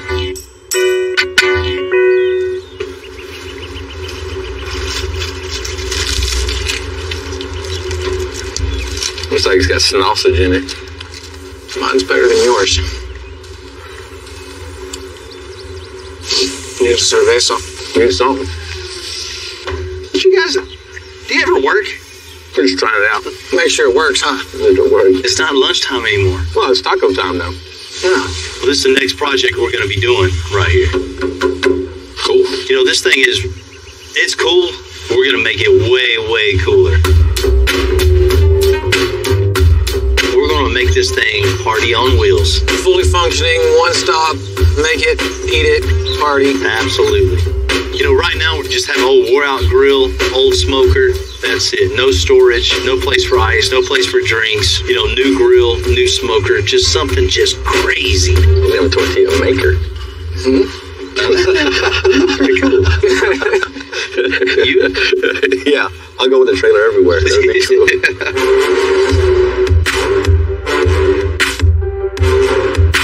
Next problem this thing has is the suspension. This thing's almost riding on solid axle. We're going to put air suspension on this thing too. Going to car shows, events, and you know how loud some of those events get. So we want this to be the loudest. Not only loud, we want the lighting, we want cooking, eating, the total experience.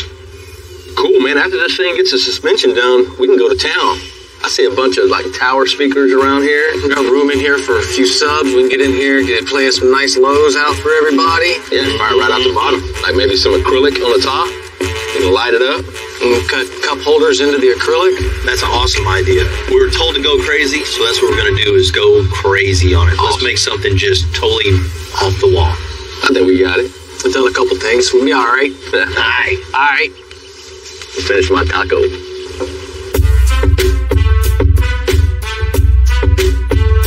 We start tearing this thing down, brother? Yes, sir. I guess taco time's over. It's time to tear it up and build a new place to eat. Let's do it.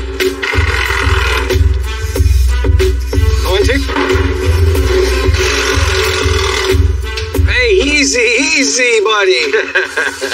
Right now, we're going to go and pull all this wood out of here so Bill and the guys can do what they got to do. There it goes. Easy enough. Wow.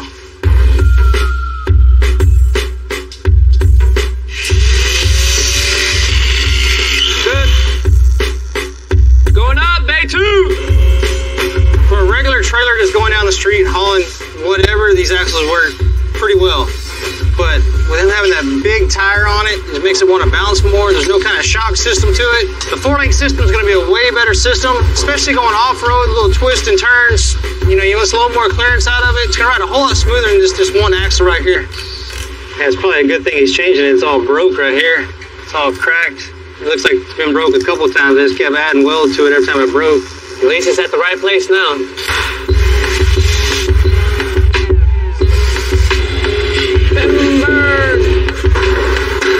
Not even that heavy. No wonder it was bending up. Yeah. That's out. Now we have the axle out of the way, we have the brackets out of the way. We can clean this all up and we can start fresh. So we're gonna go ahead and cut the smoker off. It'd be nice and easy if we could just go ahead and cut around the circumference of it.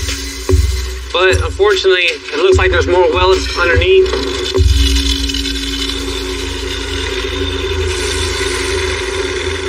Hope you got a smoking good deal on that one. I think this thing ever smokes.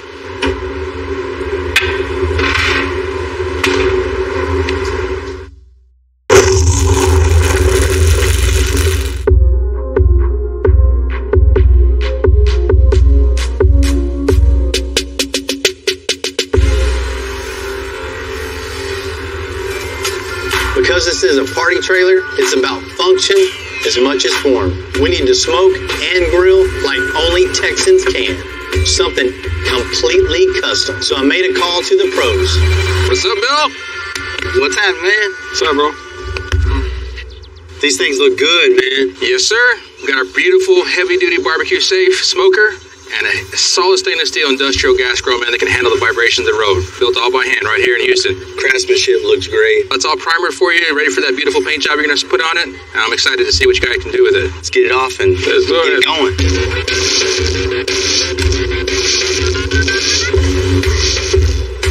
Time to get to work. Yes, sir. That's a real critical part of building this party trailer is getting the cooking and preparation areas all laid out right. We got some really cool custom grills made for this thing, and super important. This time around, we're going to make sure every part has a purpose and everything is where it's supposed to be.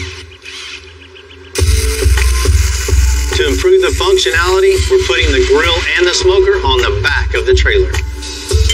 What we're gonna do is take the existing barbecue pit and we're gonna drop it down, because if we were just to make these fit right here, it would be way up here. And you can't cook meat like that. You're gonna burn the chicken. This is a stronger joint than just butting something up and welding it all the way around.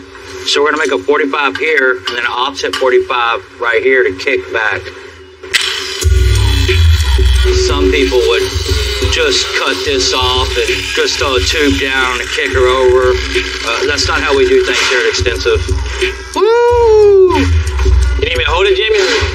Pick up on it so I don't mind.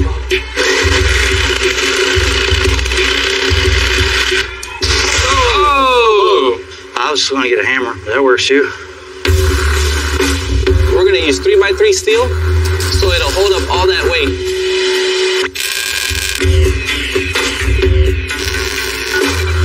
Alright, so I see we dropped them down about 8 inches, so we're not having to reach up too high. Go ahead and mount these pins and drill some holes for the mounting bolts. Yeah, straight. Whoa, down a little bit. Put up.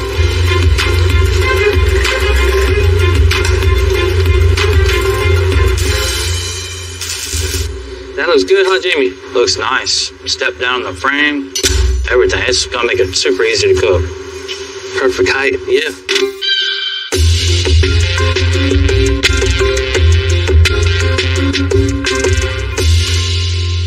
You know, Tim and John have really been putting a lot of work on the F350, but it's heading in the right direction. Now they're lining up the rear axle to get it connected to the 4-lane. We're doing now, we got the axle where it needs to be. And with the bars that we have, we're designing some brackets that go around the rear end and connect the bar to the rear end. So right now, John's just kind of sketching something out. We'll give it to Rudy. He'll burn us 4 of them out. We'll punch a hole in it and put them on the rear. Looks good. Oh, or could be drinking. Hey, boss. And what's the plan? We need 4 of these. For a truck this size, we always try to over-engineer it. In that case, we use 1/4-inch plate for all the brackets and tabs on this truck, which will make it a whole lot stronger. We're gonna make sure that's flush with the rear end. When we do that, we know this is in line with this one, that one's in line with that one, because this is straight all the way across.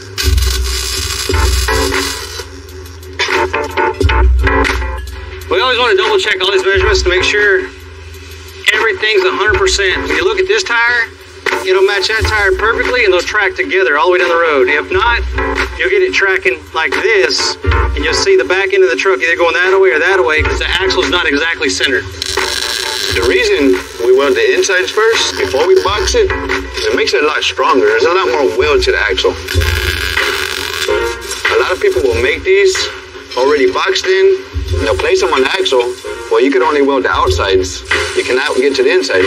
So we like to do it like this, so it's stronger.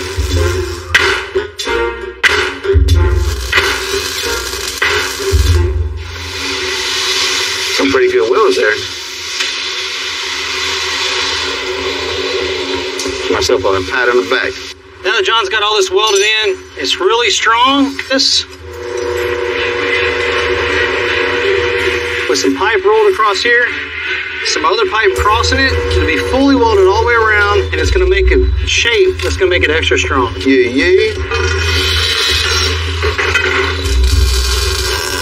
We're going to trace this one where it's going to intercross each other. We'll cut this one. This one will weld to this one, and this one will continue all the way to the rear end. This is going to be extra fun. The only problem with running all this pipe work like we do is you never get a simple 90-degree cut or a 45-degree cut. Everything's a weird cope that you got to do to make one pipe tie into the next. It's never really easy. There's always a challenge. But if you take your time and cut a little bit at a time, grind a little bit at a time, make it fit right, it'll just make the weld look a whole lot better with a tight fit. Time. It just takes time.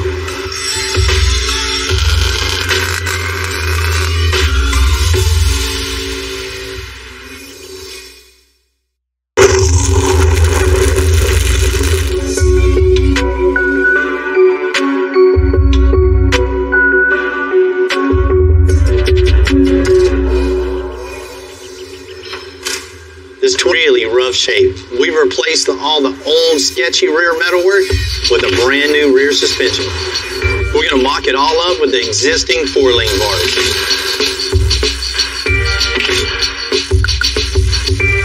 That looks like shit, man. Hot thread here. This bar is not only short, it's also bent at the end. From a splice. I guess they ran out of material, spliced. I mean, that's one thing you don't do, is splice a 4-lane bar. If we'd have left this like this and like this, nobody would have ever said the first builder did that.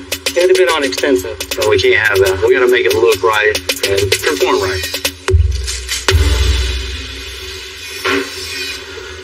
So what we're going to do is go ahead and build 2 new upper bars for this. You see right here where this one's all bent. They had this much of one stick left over and then this much of another stick left over. It looks like they just butted it together, beveled it, and then welded it to make one long pipe. The way it's welded together right here, it gives it a point to where it's been heated up. It could be brittle, or it could just break off altogether because it won't hold. So we don't want to take a chance in something they spliced together. So we just went and got a whole new piece of DOM. That's going to make it what we need, as strong as we need, as straight as we need, and it's going to... These are our new weld-in bungs. And the weld will go from there to there, so when it gets powder coat and everything is done, it'll look real nice and smooth. Perfect. All right, John, weld it out.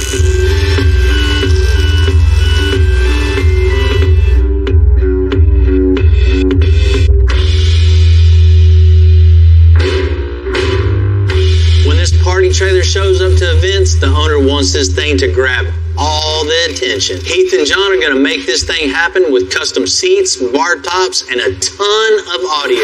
Got it? Yep. Bingo then. It's all you. For the countertop, what we're actually going to do is make an acrylic sandwich. It's going to be lit up in the center with LEDs. The hard part is going to be cutting the brittle material without breaking it. That'll work. Are you lining up on this corner? Yes. Well, then we're there. The last thing we have left to do is to cut out the opening for the ice chest. Got this piece of MDF cut out as a template. Look at that. All we gotta do is transfer it into plastic now. Nice. The top, so we can get the lighting in it. I'll use the black plastic as my template. Just follow my plastic around and it'll be a perfect copy of what I've already got. Continue the process all the way down as we get all the pieces made. Once they're done, all we're gonna do is get someone to come clean up our mess. Yeah, good luck with that. All right, see what we got here. Nice. We decided to go with these boat seats. They can handle any kind of water, any rain, any mud, so that'll work out pretty good, but we can't leave them alone. What we're gonna do is we're gonna take the company logo and we're gonna put this on a piece of acrylic and light it up, mold it into the back of the seat, and that'll look pretty cool. All right, we've got all my badges made. So the next thing I gotta do is I gotta take and attach them to the back of the seat. So I'm gonna use some 1-inch PVC, attach it to the inside so that I can screw into that and not into the frame of the seat.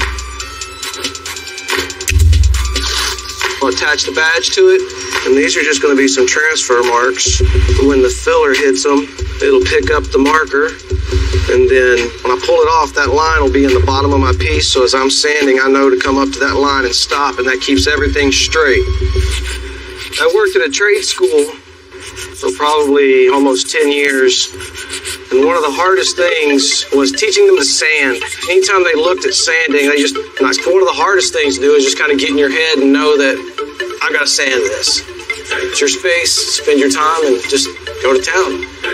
Now that we got all these logo badges roughed in and ready to go, next thing we're going to do is put the party in them. We'll take them apart, get my elephant knife out, and get to carving on it so I can get these LED strips to fit. Once those are in, we'll get it wrapped, get it sealed up, and get them installed on the trailer.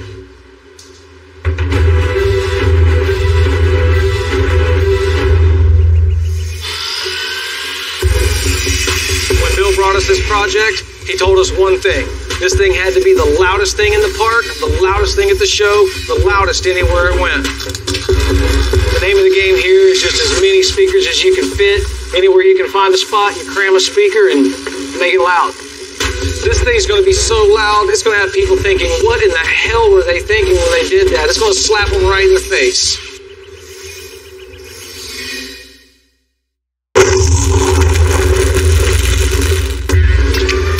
You know, the bar top and seats, they're done. And we got the party trailer back from Powder Coat. We just got to hook everything up, and it's tailgate time.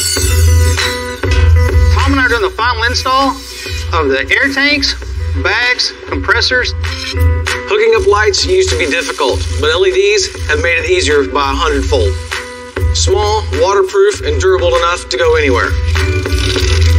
I'm adding about 170 feet of LED lights. And because you can never have too much sound, I'm putting in a soundelier. I hope the owner has some earplugs. To say we worked a lot on this trailer is a total understatement. We put everything we can put in on this thing, and today we're going to give it back.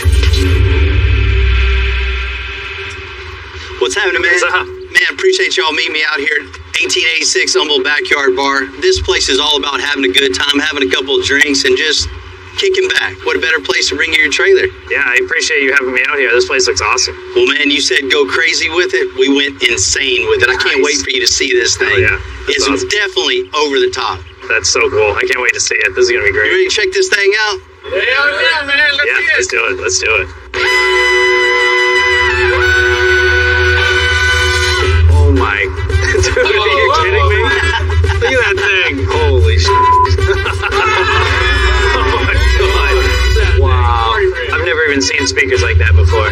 This is just crazy. Well, you wanted something to draw some attention, right? Oh, dude. That thing's insane. I love it. What's up, guys? You have something to do with this thing? A little bit. You all right? Great. What's up, good man? now.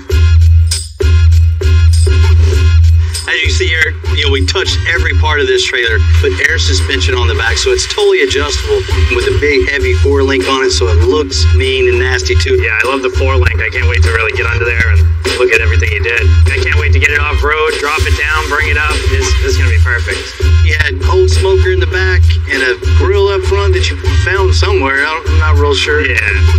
My boy's Pitmaker got you hooked up with the smoker and grill, centralized in the rear spot so you can, keep all the cooking back to the back and just worry about the party in the front. The old barbecue, it was trash. Total garbage. And this new stuff, it's insulated. It's got all these layers. These guys are going to set me up with everything I need. And it's just so much better than before. When it first came in, we sat down, we had tacos on it. First thing we figured out that it wasn't very comfortable to sit down and eat on. So we had to get comfortable seats in it. It's such a good idea to use boat seats because instead of the wood, now I don't have to worry about it. No matter what I throw at it, we're good to go. Bill gave us one other thing he told us. It's got to be loud. We aim to power 6 or 7 cars, we put it all into one. 6x9s down the side, really just firing right into your gut. We've got the 10s overhead. We got woofers down on the bottom. This thing is so loud, you'll be drawing people for at least a mile away. It is loud. That is Make it a little bit better, we put lights everywhere. We even lit up the countertop. Lights in the seats, lights around all the rest of the speakers. This thing parties all day long. The way they put my logos on everything and they light up, the attention to detail is just unreal. It looks like everything in excess. Exactly what I wanted. You definitely got that. How about we fire this thing up and really see what it's about? Oh, yeah. Man, the 2-pound burners or what? Heck yeah, man. Texas-sized burgers for a Texas-sized party. Wow. When Eric is checking this thing out, I can tell he's just amazed by what he's seeing right now. Check out the... I can't believe how much sound those put out. It's unbelievable. Overall, I am just totally blown away. I asked him to go crazy with it, and it's just totally over the top. Built in. This is crazy. Thank you for everything. This thing's freaking awesome. You got it, man. I'm bringing it out to SEMA, Glamis. I'm going to put it out front of my shop up in New Hampshire. We're just going to have a party everywhere we go. Party on wheels. Thanks for everything. Mm-hmm.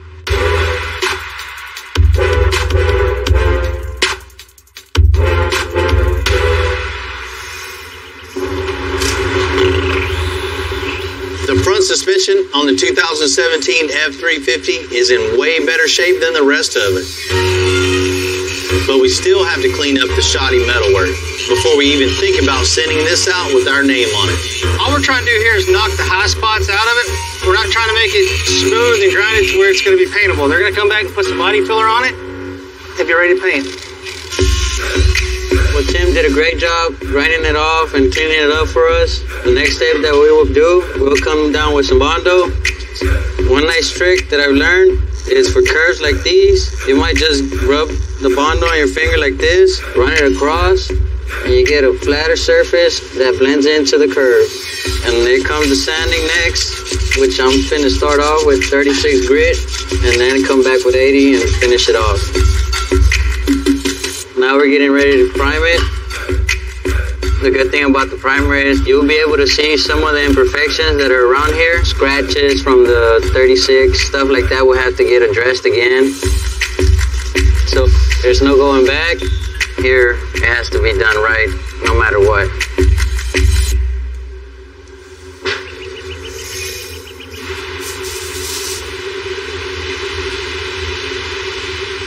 You guys did a great job on this. This thing's looking good.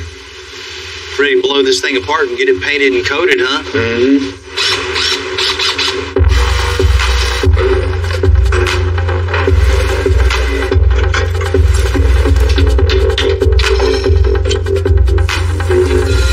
What the? What is it? A bolt weld on another bolt. Just when I think I've seen it all. This bolt's function was to hold this hanger to the frame, but I don't know what that bolt's function was. That's something new to me. That's custom. I guess we got a new berry for the tree. Now we got everything stripped down. We're gonna send it out to powder coat, send the rest of the body work. In a couple days, we put it back together.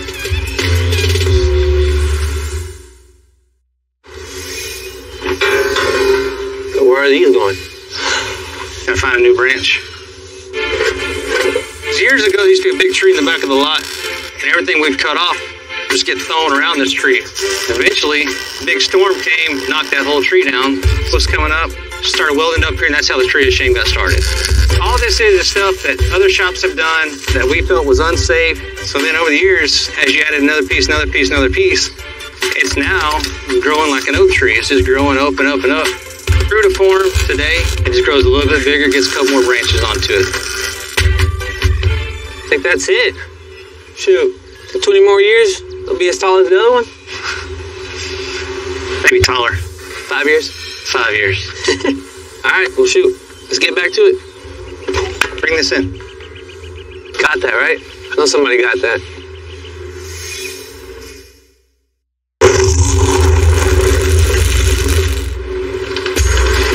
You know, there's a lot of work had to be done in this big blue F-350, but now's the time to give it back to CJ and his family.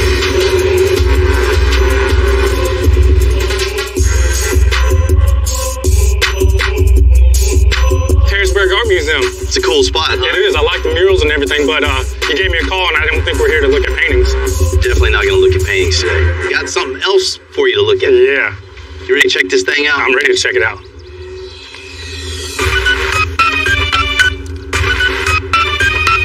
CJ has a whole 350 to join the team. It's hauling! Man, that's crazy. I love it. That looks good. Hell yeah, man. God. I know it's been a while since you've seen that. It has, man. That looks so good. That is a killer setup. Killer setup. That's going to look awesome at shows. Hey! Hey! My wife's here. Surprise. What a surprise. Awesome work. Looks good. Thank you. Look who it is. Little one, what's up? Bill had the whole family here, the whole fleet, and it was just super cool. CJ, when this thing came in, you know, you couldn't even drive it, much less put this thing to work. Once we started getting into this thing, tearing it apart, it was just nightmare after nightmare. Like opening a can of worms. It just never stopped. We went from front to back and got it rolling further now. Safety wasn't a big concern with the last shop, I guess. As you can see right now, problem solved. 6 all in the car. Yep. If you see on the front axle was just garbage. Yeah, it was bad. It just looked like it was going to fall apart any second. We ground off all the old welds, re-welded everything, body worked and painted, made this thing look good. I mean, this thing's coming at you, you see it, so it's got to look good. Yep. And from that, you see the new 4-link bars going all the way back to the new bracketry on the axle. They had spliced together 4-link bars. Get that out of there. Yeah. That's all on our Tree of Shame. Yeah. Looks good. So we got it all bolted to the frame nice and strong, and we have tube work underneath there, connecting from side to side. Not just, you know, strong to do its job. It's got some style to it. Definitely. And now it looks amazing. The tubing, the support, it's just good that he went through every inch of this truck to make sure that it was perfect. As far as the rear axle, we just started fresh, cut everything off, welded everything up, and just made you some cool bag mounts, 4-link mounts, and it's all artwork. It's a piece of art underneath there. And now we get to haul with it. That's it, put it to work. You know, looking back on this project to see how bad it actually was to where it is now, you know, having to rebuild all the underneath of this thing to make it safe for CJ and his family, you know, it's just something we had to do. We had to make sure it's right. Bill, man, you killed it. From the suspension, everything you touched, amazing work, amazing work. I get to haul, my family's safe in it. I couldn't be happier, man. To be able to use this truck and have my family with me on these trips is awesome. I feel safe, and I have a very reliable truck to get from my house to each show.